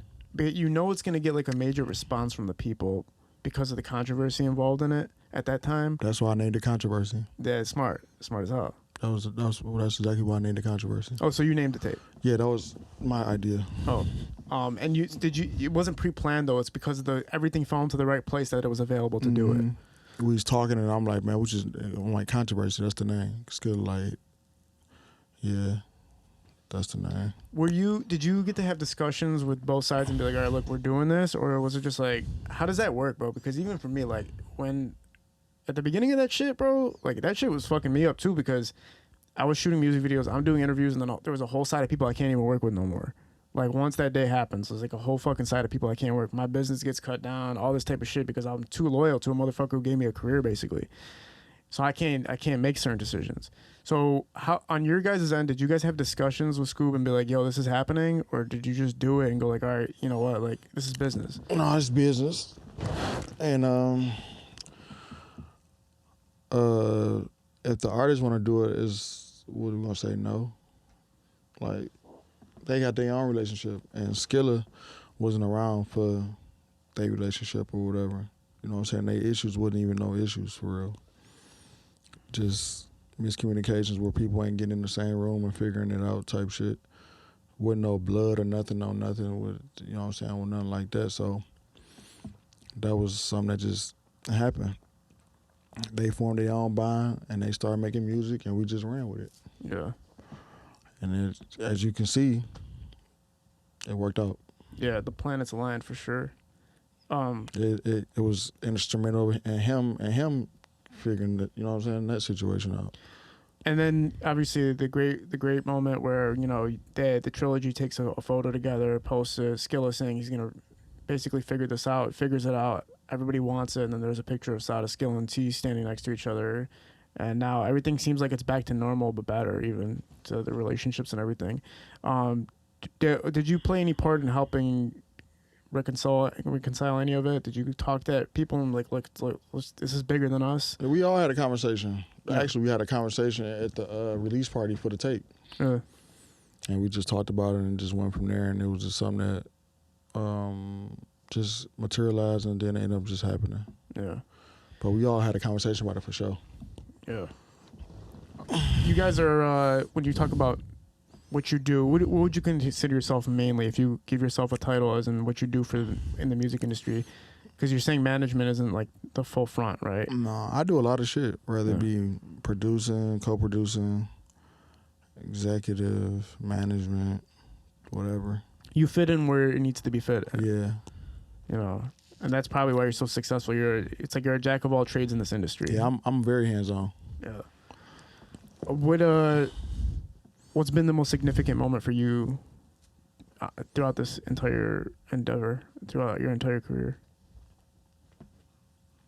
I don't know. I don't really got one. You don't got like a moment that really you stamped for you, where it's in your mind, like, damn, that's something that really mattered a lot to me.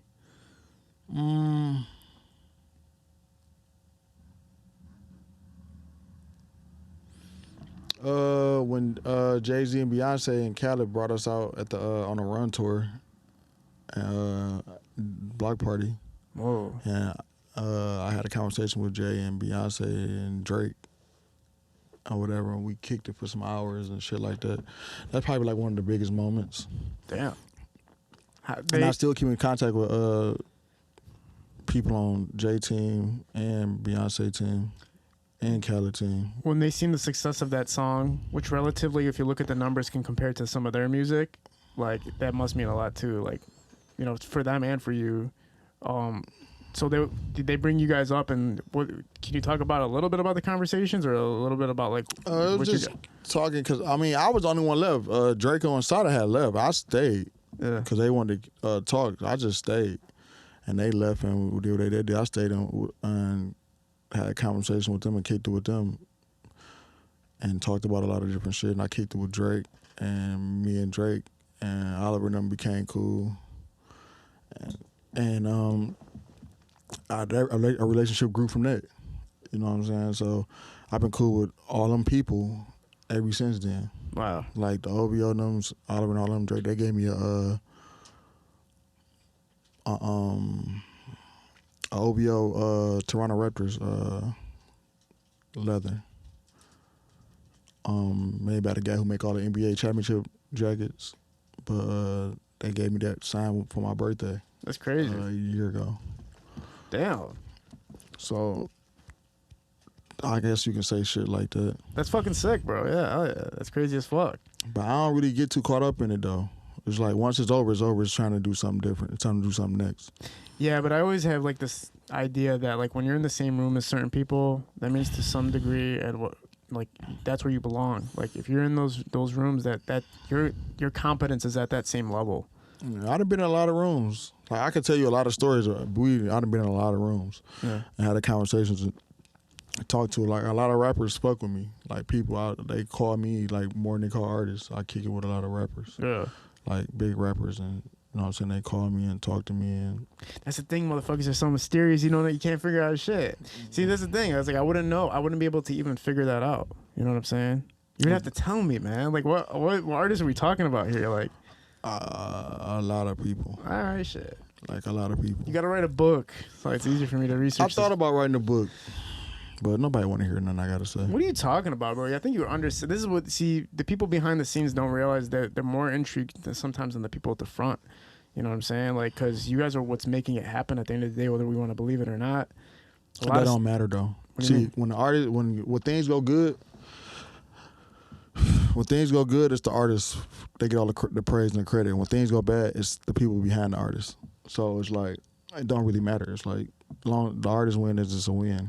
Like, nobody cares what the people behind the artists do. They don't really get mentioned like that. Even sometimes, a lot of times, the artists won't even mention the people behind them. They say they did it on their own a lot of times, and you be like, damn, you did? It'd be throwing you off like, damn. It'd be your people, like, it'd be fucking me up. Your people call like, damn, he acting like that? Like, he doing that? I just seen you, like, I know your story. Like, how is they doing that? And you just be like, I know. Like, so people don't really care. It's all about the artist. Yeah, I was talking about Blaze Bad. You know Blaze Baddies, Yeah, I know them. Blaze who runs that, and he was talking about how like people don't tag his name on Instagram when they use his girls. And I told him why. I said because I was like if they tag your girls, then the people watching aren't gonna think that those girls are with that artist just off the strength. They're gonna be like, he hired Blaze Baddies. Yeah, it's like a pimp. Yeah. They're gonna be like, that's not, you know what I'm saying? So it's not authentic.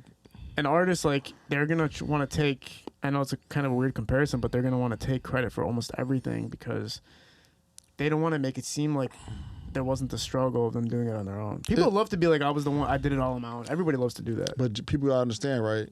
That when an artist is struggling or an artist trying to figure it out, the people behind the artist is struggling with them to figure it out. They go through all the same things the artists go through. They gotta live through that with them. Because most of the time they got to help them figure it out. They got to be there with them. They got to support them, plan this for them, come up with this, spend their hard-earned money on it, whatever they may do. So when an artist go through these journeys, the people behind them go through the same shit with them. And it be taxing on them just as much as it be on them. Have you learned to be like meditative about it and be able to create a little bit of a separation, or just you still get entangled with like having to deal with the artists you manage? It's all in emotions. I used to care, like, I used to overcare to where it's like I would hurt myself and I would do less for myself to do more for people. And at the end of the day, you never gonna make people happy. Like, when you give, they want you to give more. What about now? Fuck what you did yesterday, and it's all about tomorrow. But at the end of the day, I got kids. I got my own family. So I can't cripple and hinder myself to make you happy or to justify things for you. Yeah. So I don't really be tripping no more. Every time somebody's like, I want to be a manager, I want to sign artists, they have to watch that. What you just said right here. Yeah. It's just, I think everybody think they can do it. Like, everybody think they can rap. But being behind the scenes is way different. It's a different kind of ball game. You got to be respected and have a lot of relationships, and for people to work that way. Like, other than that, it's gonna be a hard road. When you look at the I know you I don't want to keep you here forever, but I just want to ask. I ain't tripping. All right, cool, man, because I want to learn some shit here. I'm learning shit right now, so I like learning from people who have done it at the level that you've done it at, man. It is crazy how the people behind the scenes don't get enough credit, but you're right. At the same time, it's like the audience does want to hear from the forefront. But at the same time, you are part of it. It's just like people don't get to hear it enough. What do you look at when you look at people who are successful entrepreneurs that do run labels or that do help manage or that do things in the similar category as you? Do you watch any other interviews? Do you pay attention to anybody who's at this success? You know what's crazy? I don't really watch nothing about music. Wow. I don't watch art videos, no videos of no artists of mine, really. I don't watch interviews and shit like that. Like, people gotta send me shit or tell me shit. I really don't watch videos and none of that. Yeah. I be in the studio like all the time. Like, every day I'm in the studio. Every single day. And right now you're focusing on producing, like literally creating? Producing and building projects with a lot of artists I work with. So I'm getting a lot of projects. My tape, which supposed to came out this summer, I'm pushing it back a little bit. But what's your tape all about? It's just all artists that I got are affiliated with and do business with, for real. So all the artists that you have under your wing, you're gonna put something together with them? And outside, or people I got a relationship. I got a lot of people on my tape. Like, I got Skilla, Baby Money, Taby, Drego and Beno, Lil Yachty, Lowski, Prel, Rocket, Nique, some of BandGang, Glock Boy,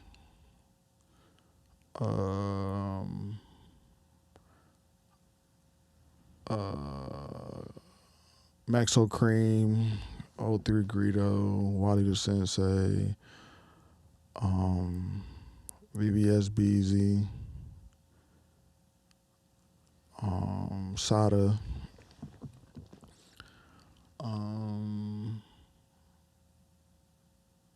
Lil Key.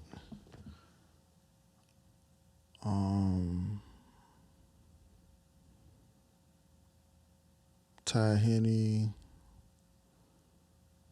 All my producers from JC, Lee, everybody else I named earlier. And some other people it's a bunch of, I got like, I'm trying to narrow it down, but I got a lot of songs I'm trying to narrow down. But I got a bunch of shit on there. For real. Yeah. I mean, it's smart to do that right now, too. I mean, you got the most talented motherfuckers, put them on songs together that make sense and put something out right at the end of the day. When you're looking at the Detroit music scene right now, you know, nobody likes to say anything that, you know, negative about it, so we won't say anything negative because there's a lot of positive things happening. But if you could change one aspect about it that you think would help it flourish, like if you were the manager of the whole Detroit scene somehow, what kind of differences would you make? Get the money. Stop letting shit get in between. Stop being fake about shit. Stop acting like you fuck with people that you don't fuck with.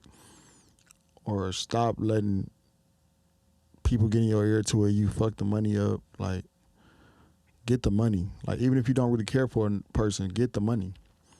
Like, it's about feeding your family at the end of the day and building something here. That's what people keep missing. Like, it's about building something we got here so we don't have to keep running to all these different places to get the money that we want or the opportunities that we want. So get the money. Stop letting shit come in between you and the money. Because rap is fake, but we make it faker. You know what I'm saying? And we got to do our part to stand on business and stop playing so much. Because just as well as we got the light on us, they can take it away. You feel like if you took away everything that was causing these ego-driven decisions, that a lot of more money would have been made. Do you think the process of the infrastructure of Detroit music would have been built faster? Yep. Because that's when, like, other cities, they don't like each other or they don't particularly, but they all do their part to help each other go up and build up. And that's why they still be running. Like, you might see them do a song or a record together, but they don't kick it with each other. But that's because they don't kick it with each other in real life. They're just doing something for business, a business decision. Yeah. And they just keep it moving. And that's what we don't know how to do business. Like, we don't understand, like, this is a game, but this is a business. People keep forgetting this is a business. Like, they think it's just all fun and games. Like, this is a real billion-dollar business. And once people wrap their head around that and understand that, then people will start looking at things different and taking it more initiative and being more serious about it. People don't start caring about it until they start watching other rappers and seeing what they got and shit like that. Then they want to compare them to themselves and want to have more or what they doing wrong. But if you get your business right and handle your business and do your part, you ain't got to worry about that from the get-go. And I think that's what, like, we fucking up at. It is fucking hard because even me, I mean, I'm not saying I'm from Detroit or anything like that, but being in the entertainment industry, the ego side of it does come up when you feel like you're being disrespected or you're being shunned or something where it's happening where you're kind of sitting there going like, my morals towards this doesn't even allow me to fucking work with you anymore or like to be a part of what the hell's going on here. But then there's another part where it's like, yo, do you want to get rich and do you want the people around you to be rich? Then shut the fuck up and just make it work. Like, make it happen. Artists will be like, they'll DM of artists like, yo, your shit hard, but won't post it. Yeah. They'll silently support them or be a fan of theirs, but don't support them out loud. Yeah. They got a platform like, oh yeah, his shit, your shit hard, DM you, but won't tell you in person, or won't support you or shout it on their page or post a video or something. Or they'll see you out and shake your hand. Oh, yo, I like your shit. Yo, we got to get it in. Or be just saying that because they see a person in person. Like, that's crazy to me. Like, y'all both got different fan bases. Y'all can benefit each other. So if you think somebody is hard, people so scared of people being in a spot, which ain't no spots no more. It's money for everybody. It's positions for everybody. There is no one fan base. It used to be 1, 2, you had to like this person or like this person back then, but now it's money is everywhere. People got a billion preferences. Why you don't want to do your part and help contribute to building something? Why you want to silently support a motherfucker but don't want to be a man and stand on it and say, yeah, I like his shit or listen to his shit? Yeah. Like, I don't understand that. It's people that don't like each other or who don't like a particular artist and listen to their music, but don't say out loud that they listen to their music. Yeah. but we listen to it in private, or might even use a nigga caption for their Instagram post, but won't say they like the music or the nigga can rap. It's just crazy to me. I don't care if I like you or not. If you hard, you sweet. Like this, I don't care. Music don't have a face. That's good. Music don't have a face. If you close your eyes and don't know an artist and you just hear some music come on and it's a good music, you don't care who it is. You like the music. And that's what people don't understand. Good music don't have a face. Yeah. But your brain, you so fucked up that you don't like this person personally or this person that you just going out your way to discredit something you know that's actually good. Or not promote it either. You don't even have to just not credit it, but not promote it or put it out there. They go out of town and shit on people from back home. But it's just fucked up. That was one thing Bizarre was talking about. He said one code, I think it was Bizarre who said it. Yeah, he said one code that Detroit kind of like stopped doing as much is when you go out of state, you don't talk about Detroit rappers negatively. Like even if you have a problem with somebody in Detroit, when you go to Oakland, you don't talk bad about anybody in Detroit. No, you don't supposed to do that, but people go out of town and shit on the others all the time. Yeah. They don't make you look no bigger. I don't know why they do it, but yeah. Yeah, it's very interesting what you're saying, though. Just go get the money, and everybody's egos is. I mean, I've been there. Like, I've had ego moments where I'm like, man, fuck this motherfucker, like all that shit. But then, yeah, like there was points where I was like, well, guess what? Now you're not gonna get to that next step because you're just so worried about yourself and how you feel that you're fucking up the money for everybody. Because everybody knows somebody. Yeah. That's just like a person. That's like a bum. If you kill a bum, you don't think a bum got no family? You don't think he don't got nobody that love him? Like everybody got somebody that love him. So if you offending a person in a certain way, then somebody that's got something going on that you might need later on down the line gonna be like, yeah, I can't fuck with you. Yeah. And then you're gonna be like, it ain't even that serious. Then it ain't gonna be that serious to you. But at that time it was. But people don't know how to be grown men and just have a conversation or stand on business and say, well, this, and that. Everybody wanna be ego driven. And then it just gets lost. Yeah. And nobody win from it no matter what they say.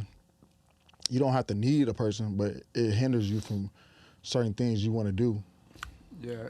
I mean, you got to look at one of the biggest beefs in the hip-hop history, which was Tupac and Biggie. And even though it was my favorite artist. It was elevating for both of them, it had dire consequences at the end of the day. Yeah. You said Tupac's your favorite artist of all time or Biggie? Yeah. Tupac. Yeah. Of all time. Ahead of his time. Facts. Do you remember when you became a fan of him?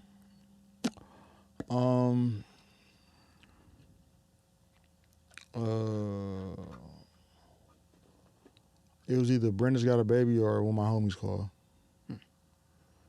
But that was his two first tapes, Strictly For My Niggas and the next tape, Tupac Lives Now. Were you conscious of, at the time of the age you were when he passed away, were you conscious of I know exactly where I was, what I was doing, all that. Where were you at? I was in my ex-husband's mother's driveway. Backed into the driveway. It was 97.9 on the radio. And I was eating McDonald's. And then they had stopped the music on the radio and said Tupac had died. I remember that like it was yesterday. And you were you substantially a fan already at that point? Yeah. My mama loved Tupac. My mamas and my aunties, that's all they listen to. They love Tupac. So my uncle always has like this argument that his death created his awareness, but it was already there.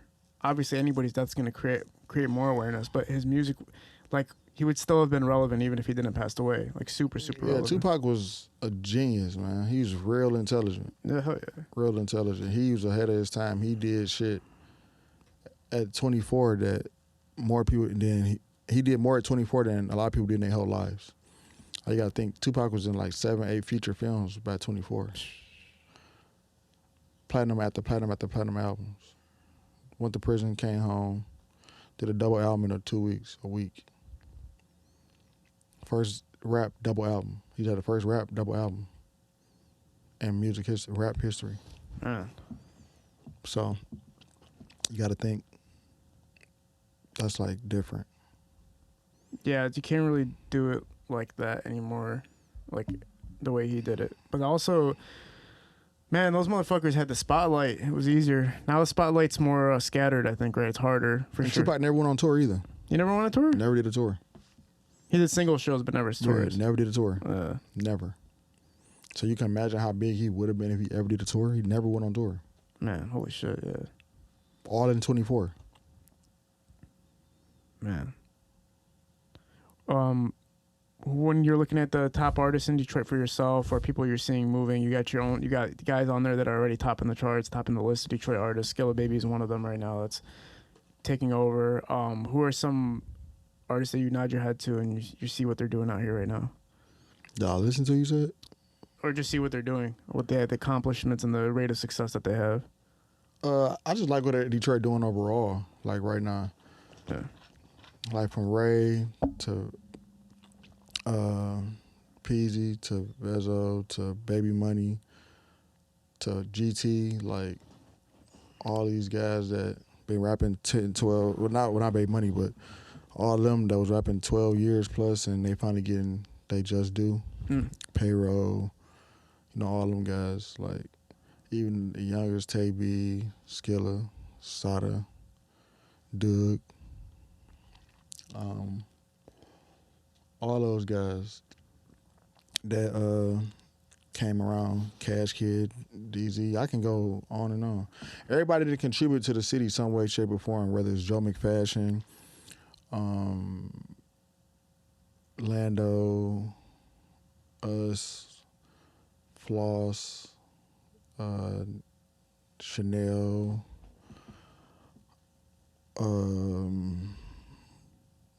Dream Rich, Diddy, Sid. I can go on and on. Like everybody has done their part and is doing their part to try to make Detroit somewhere to where it can be something that can live forever.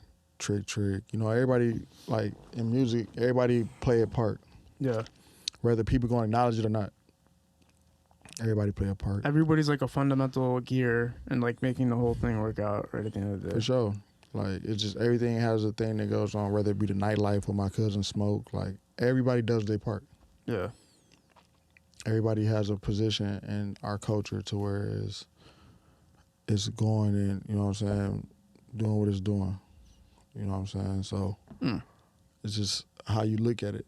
If you're being real and honest with yourself or to the public, or if you're not scared to tell somebody the truth, or, you know what I'm saying, and not make a person feel like, oh yeah, I don't fuck with that nigga, so I ain't gonna tell the truth, or don't just make up a bold-faced lie. Yeah. I noticed that shit too, because I'll watch like Detroit artists go to like do out-of-state interviews and shit. And then they won't mention certain names and stuff. I'm like, man, don't, like, come on, man, just do it, just say it, motherfucker's name, goddammit. Just say it. That's bogus. Like, I don't like it. I don't care if you hate a rapper. Like, if you know they doing what they doing, don't act like you don't see it. Like, don't do that, because everybody else see it. That's why they asking you. They want to see if you're gonna be real and tell the truth, or they want to see if you're gonna be on some bullshit and be fake and lie. Like, that's the whole point to people doing that. You just falling for the trick. And you doing it. Yeah. Like, that's not cool. Like, excuse me, everybody that's done things, Snapdog has played his part. Like, everybody has did different things in the city to make it to where it is now. So, even the females were Rocky, Bad, Cash Doll, Molly. Like, them was all our female rappers then. Now we got Baby Vanilla, Pretty Brea, Shut Up Shy, and a list of other female rappers. You know what I'm saying? Like, that's what I'm saying. That's a part of growing the landscape in the industry here by people doing their part. The more we do and let in, the more we gonna have more people that we can say that. Next year we gonna have more names. Like right now, one of the names that's buzzing is 1 Up T. 1 Up T, yep. You see what I'm saying? But a year ago we couldn't have said that. So yeah. Every year it'd be like 3 people that come out of nowhere to people that nobody have heard of, but they've been grinding and busting their ass probably before you even heard of them. But you know what I'm saying? And that's Lace artist. Yep, Zay just picked him up. Yeah, that's Zay artist. Yeah. And he called me when he first started doing it with him. So, like, I'm very happy and proud for Zay. Like, he deserved it because he was a guy that was fucking around and doing shit with artists back when, and people, you know what I'm saying, it wasn't not acknowledged and shit like that then. So, like, as long as we all keep doing our part, or people keep doing the right things or doing some things, that it's going to be able for other people to get in the door. Like with you doing your show and your podcast, and then you got Detroit Mogul, then you got The Forum, then you got Detroit Rap News, Milkman, and you got the Detroit Daily. Like, you got all these platforms and things, Say Cheese or whatever you want, you know what I'm saying? We got all these different platforms where we can do different things. And like Dennis Reed, he doing his part with the movies in Detroit and the Tubi movies and Rook, and you know what I'm saying? Everybody is doing different things in the city. It might not look like something, but it's a puzzle. It's all pieces to puzzles that's getting done here. That's true. And I think, you know, I do agree with what you're saying. And it's all gears moving, and everybody's a good gear moving and building. And nobody wants to end up being a gear that broke, right? Which, sure. When I say that, I mean like you end up with nothing, even though you helped build it, which a lot of people are afraid of that. You don't want to be a part of this if there's nothing for you in the end of it. Unfortunately, that's like the sacrifice of chance when you're working in the entertainment industry. Oh, yeah. But I think the better way of success is, like you said, if everybody finds a way to work together where it makes sense, then Detroit will be like in Atlanta, or will be like in Los Angeles. It will have an infrastructure that's so solid that you don't need to leave Detroit to get exposure. Like, why do people go on No Jumper from Detroit, even though they fucking hate him? Because the exposure is so massive, it's so great. But if you built a platform over here, even if you built up Lando's podcast, like I'm Beyond the Hip Hop Lab, if you helped him build that, then he could have been like the No Jumper of Detroit. And then that is like a humongous outlet. That's a humongous way to get tons and tons of views from across the country. But now you got to fly to, Dirty Glow Bastard. You got to go to LA, or you got to go here or go here. What you're saying is build the infrastructure here, which is kind of difficult. And Dirty Glow Bastard started here. Zip started Dirty Glow Bastard. You see what I'm saying? But it's based in Atlanta now. Yeah. But so you still have to fly out there. Yeah, you gotta get fly that out exposure. there. You know? But that's what I'm saying. People will never be real. Like, people will never really say, I'm like the person that don't exist, but I exist. Like, people will never be real and say what I do or what I've done. They gonna act like I don't exist, or they gonna just act like it don't happen. Well, people never gonna really be real. And then people think I'm a maniac too. But at the same time, I'm just very misunderstood. But I'm cool with being misunderstood, because I'm not here to explain myself either. And I'm cool with it, but I know the truth is never gonna be really spoken. It's gonna be very seldom that is spoken. Do you want it to be though? It don't matter at this point. It don't matter. It's a part of the game. It's an interesting note, bro, because it is up to you, but it's like you don't care to do it at the same time. No. But at the same time, you're never going to get the acknowledgement unless you do care to get it too. No, because it's like, why do I got to break my neck to acknowledge something that I've done? It's hard to know though. How are people going to know what you've accomplished? Even me, like I do a lot of research before I talk to an artist, or if I'm already a fan of a rapper or artist. It's easier for me when I'm a fan of a rapper. Like, that's the easiest thing in the world to talk to them. I already know your whole history and everything about you. And if I don't know certain things, I'll look it up or I'll call somebody. But I can't. If I call people about you, it's not like you get that much information. It's almost like, yeah, I can't talk to you about that. Or, oh, yeah, I don't know, man. You got to call. Yeah. And I'm like, I'm sitting there like, what the hell? Like, why are you guys so secretive about what Nique's doing? But it's like, they're not trying to be secretive. It's more like, I don't think he wants motherfuckers to know what the fuck he's doing. I told you, people think I'm like a maniac. I'm telling you, people, that's why they call me Suge. They think I'm just like this psychopath, like a nigga that just be on bullshit all the time. But I'm really not. I'm only like that with people that deserve to be that. But I'm really a cool guy. But you don't have to know that though. But don't do nothing that'll make me feel that way. And I'm cool. Like, I don't stay. I got kids, bro. Stay away from me. Stay out my way. I'm staying out your way. Yeah. I don't believe in all the bullshit. I'm trying to get money. So when you probably ask people about me, they probably just like I'm straight. I don't really want to say. That's what it kind of felt like. It's like, I know a lot, but I can't talk about it. I'm like, God damn. When you get to the point of success that you really want out of everything, once you get to that point, what's the first things you're going to start doing for your own personal life? Say that again? Once you get to the level of success that you really want out of everything that you're getting right now, There's obviously a certain level of success that you want before you can fully feel comfortable in living your own personal life the way you want, right? Mm-hmm. What's like the first things you're gonna do once you get your own time to only have to pay attention to yourself? I don't really want much.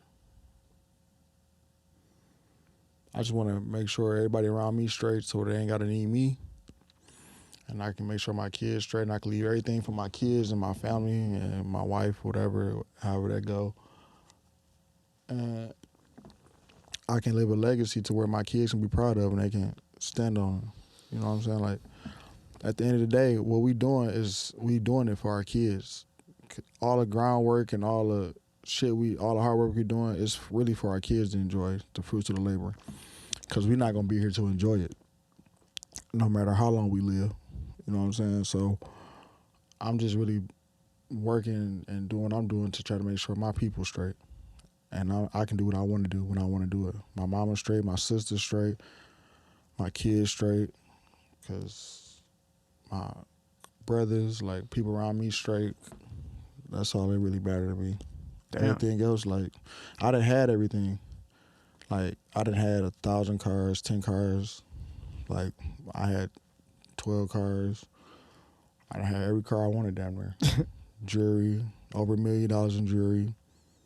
Still got jewelry, over $1 million in jewelry. Like, houses, businesses. I got property, commercial property. Like, I've done a lot. That's crazy as fuck to hear. When I talked to Fossil one time, and he kind of said something similar, and because we were talking about money for a second, he's like, "Money? What the fuck? Money? That actually means shit." And then I was like, "What are you talking about?" He's like, "Well, money is not a part." He's like, "Money doesn't mean like anything to what we're trying to do here." I was like, "What the fuck are you trying to do then?" Oh, what's the fucking? But now I am starting to see it the more I talk to OGs, and I'm starting to talk to people behind the scenes and people who are already accomplished in a certain way. It's like there's a legacy behind it. There's something more monumental to it. Yeah, that's like Ford, GM. Yeah. That's a legacy. So they not here no more, but the legacy still lives on day to day, every day. So when you wake up, whether you never seen a Ford or GM, who the fuck they is or not, at the end of the day, you know it's physical. You can see it. You can read it.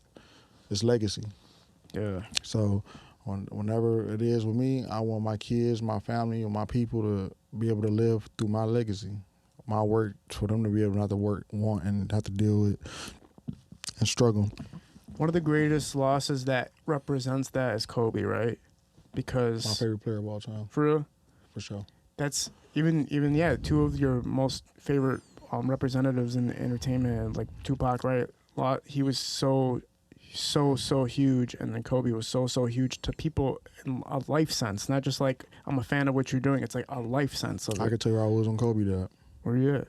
I was in my bed with COVID.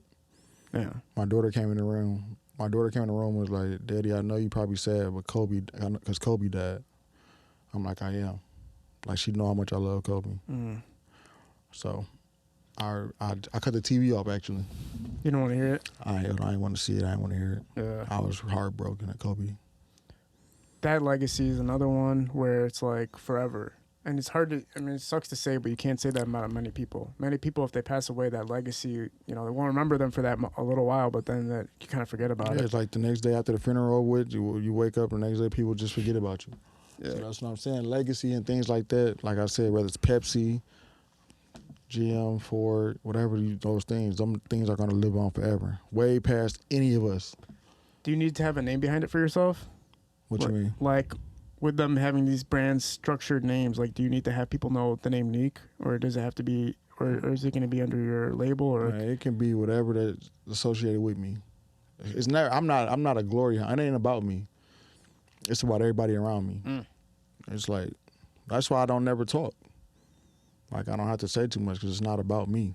Like, I give my all to people around me. Like, I don't have to be the man. I just gotta be a man. Yeah. I don't have to be the man. I just gotta be a man. I'm cool with that. Man. Like, I ain't worried about what this person got, what I don't. I'm just worried about me. I can be a part of a team and do my part. Like, I don't have to be the man. I just gotta be a man. Do you have anything that balances you out? Like, are you like a drinker or a smoker or anything like that? I never drunk or smoked. Ever? Ever. Never popped pills, never did lean, none of that. Oh, damn. So you're like an enlightened human being. Enlightened? Yeah. Yep. I'm very observant. I'm very smart. People might think I'm dumb. I'm very smart. Everything you're saying is like an enlightened human being, because essentially a enlightened human being is a person who's willing to sacrifice for the greater. And like, you're not really worried about yourself because you're always going to be fine internally. So you're just worried about everybody else feeling all right. Because like I said, some things like that is a skill. Some people good at counting. Some good at making the money. Some people good at promoting. Some people good at working 9 to 5. Some people good at speaking. Some people are very articulate. Some people are smart. Some people not. All these things are different skills. So when you around people, you got to know your personnel. Like, you can be around a person you know can't count, or he can't read, or he might not know how to handle himself in the room around people. But that's you know your personnel. So it's up to you, if you have these people around, to put them in a position to succeed. Because you got to think for them and put them in positions, because they can't put themselves in these positions. Yes. So you know, at the end of the day, it falls on you, because you know leading into the situation what these people are, what their strengths and what their weaknesses were prior to taking these people with you. So by me knowing that, I know that some people good at these things, some people good at not. So I can't expect things that I know is not real for these people. It's up to me to put these people in position to make it work and make it make sense. They don't have to be the greatest people in the world. You gotta just figure out what they're good at, and not put them in situations with things they're not good at. You can't expect things and greatness from things that people can't do, that you know that they're physically not capable of doing because they don't have that skill set. Yeah. So that's why it's not about me. It's about, I know what I can do. And my job around me is to always scan into my personnel, whoever around me. When you find the personnel that makes sense for you, when is a point where you realize that there's nothing more you can do for them, or that, you know, they can do to help their own situation? Do you have like a cutoff point? You really do it to yourself. Like, we grown. Like, we got our own kids. We got our own lives, cars, whatever. Like, if you're not being self-sufficient, then there's nothing I can do for you at some point. Like, you can't keep coming to me asking me for money and do this, and that for you, and you do nothing and not helping yourself. That's like me asking you to fuck your bitch then. If I got to take care of you and do everything for you and you're not doing nothing for yourself, then why can't I fuck your bitch? Damn. Why you need to fuck her? You're not doing nothing anyway. You're not doing nothing to provide for her, do nothing for her. So why I got to take care of myself and you and do everything for you, and you do nothing for yourself? Why are you rewarded with pussy? Makes no sense. Yeah.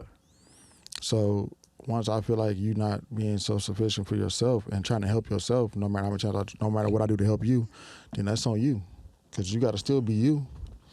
I can't be you for you, because you ain't gonna do it for me. I know for sure a lot of people I do shit for, or the way I treat people and move for people, they never do it for me, and I do it blind, knowing that they're not gonna do it. Like, I'm beyond loyal.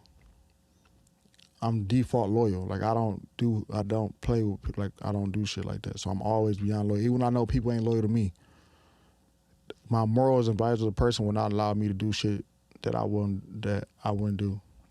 That's just, no matter they do whole shit and all that, like, my moral, my value would never allow me to do shit that I know that's just not me. Even when I know they'll do it to me. I know. Yeah, I done seen it. That's a different type of integrity, for sure. Yeah, I can't do it. Even like, I know niggas want to shout me out on interviews and say real shit about me on interviews. I still say people's names and do shit when I know I'm 1,000% know that they wouldn't do it for me. Yeah.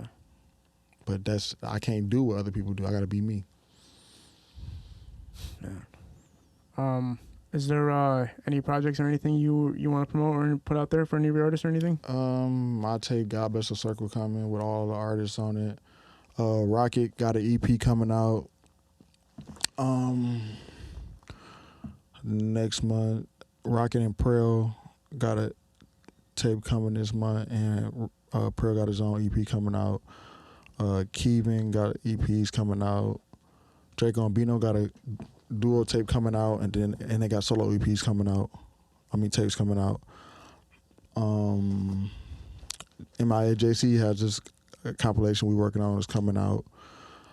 Ace Watts Baby, he got a tape coming out. VBS BG got a couple tapes coming out. Wally is on tour with YG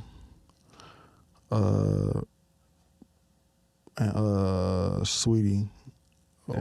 Jay West, one of my business partners there with Wally. They on tour with that.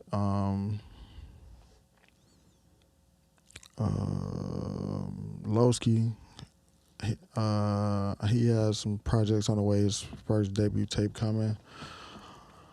TC Rowe and Nique has a project coming out November 13th. November 3rd, they got a tape coming out together. Nique just dropped a tape. Him and Pootie standing on business. Nique has another Blood Diamond out as well. He got Blood Diamond 2, me and him doing this coming out.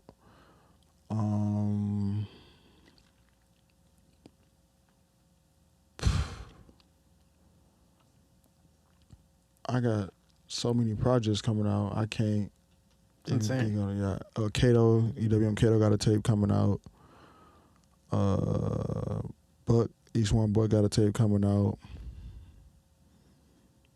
I'll be going all day, man. So many artists, man. It's crazy, bro. You're managing the entire fucking world, basically. I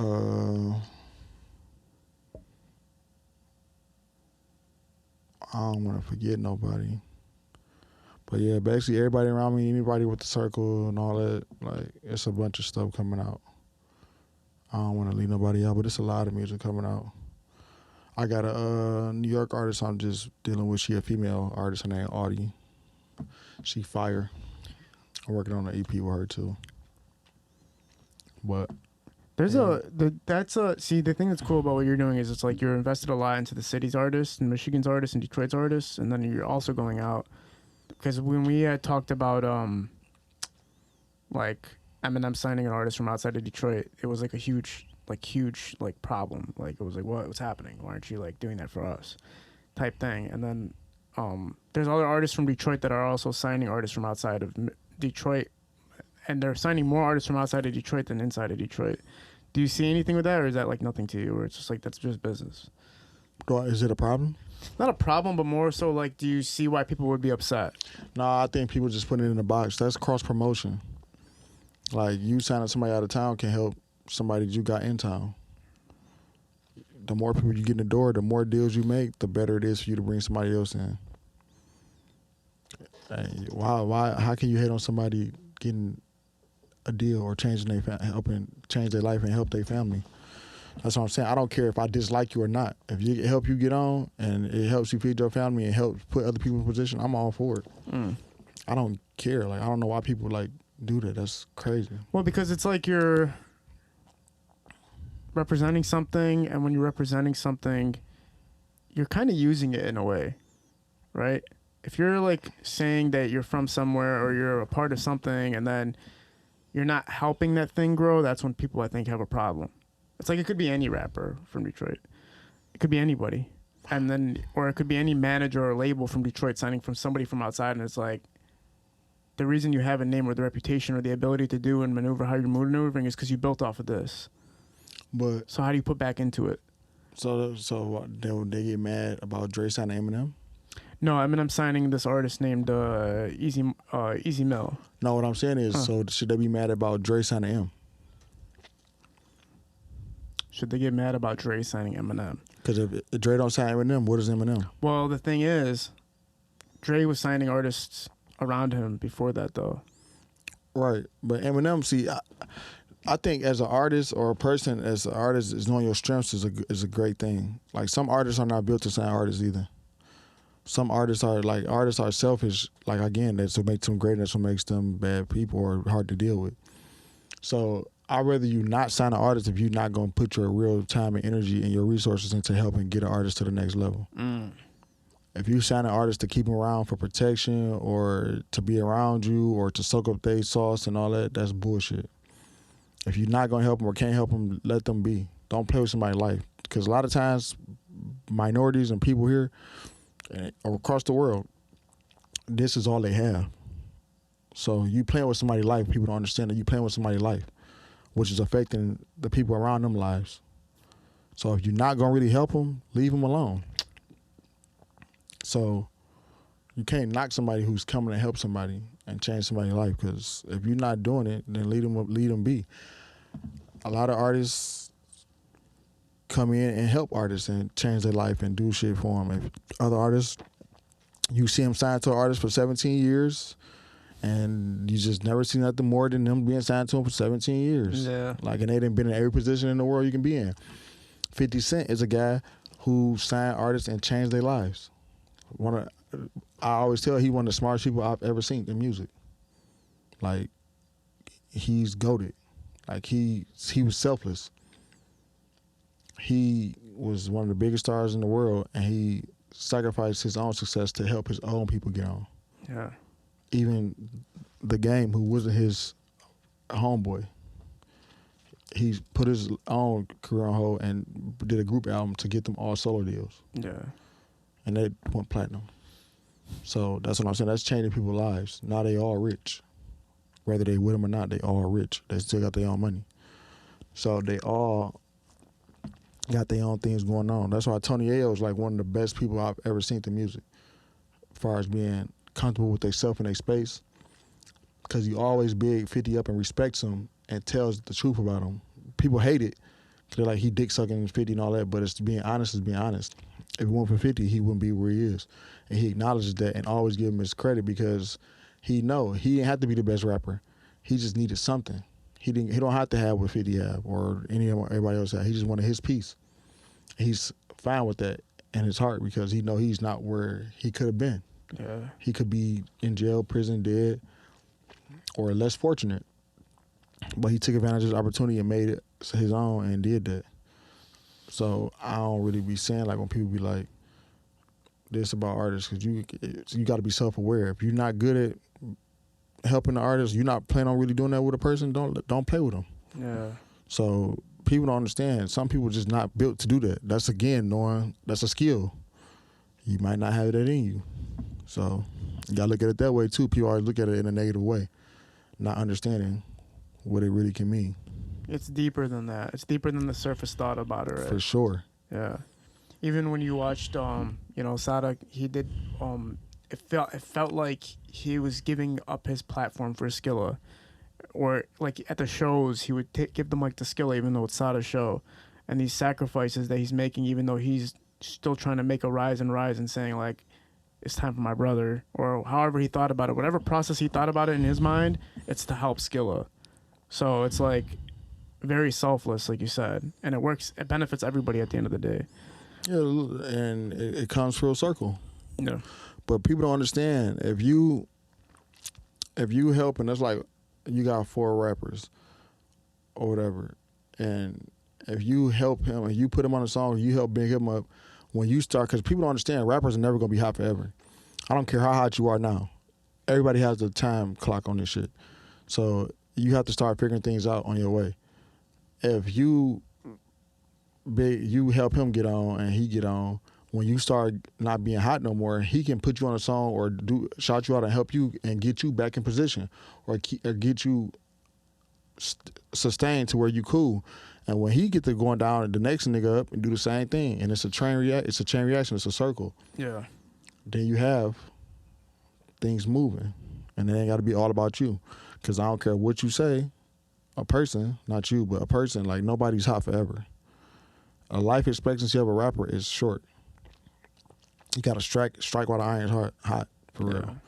Because you're not being around long. It's these catchy hooks and phrases and songs, and they end out gone tomorrow. Yeah. So you got to find a way to sustain it and be selfless. If you're being selfless and you got some real people around you, if you're doing it out of love and genuine, you're gonna get what you got coming. Yeah. If you trying to be worried about your spot and building this fake ass shit up in your mind to where you feel like you can't help nobody and it's all about you, it's not gonna really work out for you because it gets lonely. I don't care what nobody say. The same people you see going up, the same people you see coming back down. And they ain't gonna be too happy to pull their hand out to help you up when they know how you played them when you was up. Yeah. We have invisible card questions that we get in. So one invisible card question is, what's the most important thing that's happened for Detroit music in the past 10 years? The most important? Yeah.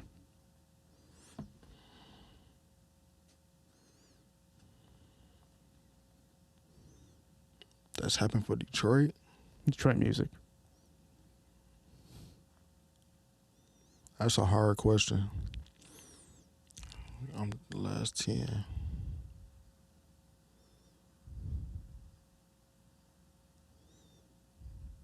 Streaming.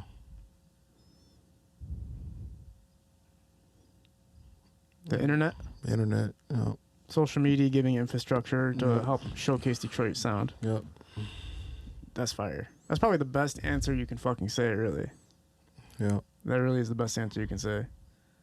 Because it's awareness, right? Mm-hmm. At the end of the day, you're building an awareness through social media and the internet. Well, Detroit really does have the craziest infrastructure on social media as far as music's concerned. Because like we have all these big major outlets, like you got the Hip Hop Lab, Detroit Rap News, Detroit Rap Daily, Michigan Music, right? You have that solidified, right? Then you have all the comedians that are representing Detroit, right? Then you have all the rappers that you know they're representing Detroit, right? So it's like you can see exactly what's happening just looking at social media. You can see like who's doing what's going on at all fucking times and know exactly what's happening. Like, I guess I'm not paying attention to California, so no, but it is crazy to see that. Great answer, man. Certified Nique. Fucking great talk. Have you back again soon. What's wrong? I want to say couple more things. Oh, yeah. I want to see a Doughboyz album. I told one of them that. I told two of them that, actually. I got a relationship with one of them, and the other one I just told, though. I think Detroit culture needs that. I think we need a Doughboyz Cash Out album for the culture because it's needed. I just think that it would be cool to get a Team East album too, but I think Doughboyz, like, we need a Doughboyz album for the culture. Yeah. That'd be something special because we don't really have groups no more. It is kind of, yeah, it's strange. Every time they different Doughboy member comes on here, it's like they're always they're like by themselves. It's not. But they're like, well, we all fuck with each other, but it's They like do, yeah. but they just, that's what I'm saying. Yeah. Like whatever they need to do musically to get that done, I think they should get that done. I think the city needs to see that. That's fire. I really believe that. Like, I don't know how they think they looked at or whatever, but I think the city needs that. And again, I'm gonna say it because I don't think other people are gonna say it. That's just me. It's like if somebody had a problem with me, I would want them to say that, or whatever it was, or something like. So I think you should say that because it's all about the culture. For real, I think Detroit needs that. For real. Yeah. I would like to see that. But we don't need a Good Burger too. Just like, we didn't need the Good Burger too. Right? I didn't catch it. You didn't see Good Burger 2's coming out? I don't really watch TV. I'm telling you. You never seen Good Burger though? I saw the original one. Yeah, that's what I'm saying. We don't need the part 2. I'm just saying. But we do need a Doughboyz. No, we don't need a part 2. Yeah. They like some things we do need a part 2, some things we don't. Yeah, we don't. We can keep that. They can keep that in their eyes. Well, you know they said like Buffed. Have you seen Buffed Up? No, Or have heard of it? No. I heard of it. I just never saw it. It's probably the most significant Detroit film ever made, like in that genre, right? And like people were saying that with part 2's coming out, everyone's like, we don't need the part 2, but for music, there are a lot of part 2s that could be needed. Even again, like if you bring Doughboyz Cash Out back out and they do it all, do it again, that'd be incredible. But even like, I think that's why it was so insane that once T Grizzly and Sada make a song together again, that's gonna be like a part 2 to something where it's like, damn, we fucking needed that again. Like we needed this. Like give us something we fucking had that's gone. Like we need this, and that's gonna be like a huge fucking thing, right? But they had more of a movement and a run together as a unit. They was really all homeboys, and you know what I'm saying, had relationships with That's them, true. different things. So it's like a moment. Like that's like if you can get a whole Street Lords album right now, like just because of the culture, you would want to see that. Yeah, you're right. You know what I'm saying? It's just like just for the culture and what it means for what we got right now. It's like we having moments. Like that's a moment. Like you would want to see. What was the other thing that you said you wanted to mention? I don't know. But that was like on my mind though. Yeah, hell yeah. It's been on my mind, like, for real. That's like if there was a Detroit Santa. Like what? A Detroit Santa. Like if you had like a Christmas wish, like oh yeah. Yeah, it's like, yo, I need that to happen, god damn it. I would like to see a lot of the Detroit artists like work together more so than they do. Like instead of being bad and bougie. I think look, it's two things because I talk to a lot of fucking artists too, like off camera and shit, where it's like there's two things I'm noticing. One, labels are the person who they're signed to is also shutting down a lot of doors as well. So it's not just the rapper that doesn't want to do stuff. Sometimes it's like the freaking artist's manager doesn't want them to do shit with certain people, and it's like, damn, okay, you're closing that door, that's fine, whatever. Or it could be the opposite, where the artist doesn't fuck with that person, but the manager. So the manager and the artist are probably constantly conflicting on which artist to work with. That's bullshit though. It's what happens, man. I've never like stopped a rapper from working with a rapper. Of my own personal issues or situations or whatever somebody got going on, I never say no. Yeah. I never like, no, fuck that. Like, it's money. It's like, it's moments. Like, I don't believe in doing that. Like, that's what I'm saying. It's crazy. Like, you putting yourself before the business. It's hard though, bro, because you got to look at, like, you've been making money. Like, you've been successful as hell for a long time, probably. Like, you're in a position where you can control your life the way you want to control it. So for people who are like trying to figure it out still, because money is a necessity to survive and shit, it's like sometimes it's hard to make the right decisions. Like sometimes it's hard to do the decisions that make the most sense for people. You withhold stuff. So it's like, I don't know how to explain it because you'd have to experience it to understand it. Like you'd have to experience what it is to it. I'm the same person without money as I am with money. I make the same decisions. My thought process is the same whether I got $1 million or $1. Damn. So I'm not basing how I move off of that. Like this is genuinely me. So you hindering situations, cause then like if a nigga block you from doing something, then what? Cause most times it be somebody wasn't in position before another person, so you stop a person from getting where they're going.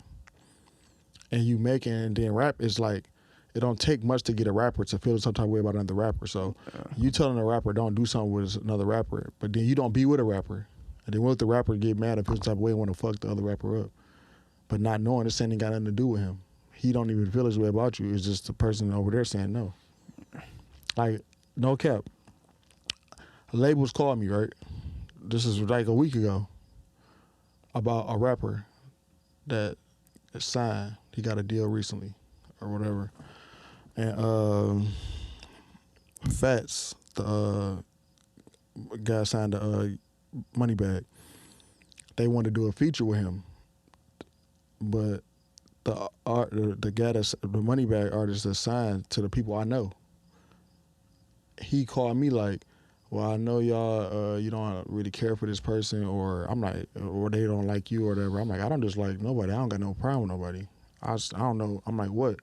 He like, they want to do a song with Fats. How you feel about it? I'm like, I don't care. I'm like, whether they dislike me or not. I'm like, I don't stop nobody money. Do the songs with them. Send me 2 opens too.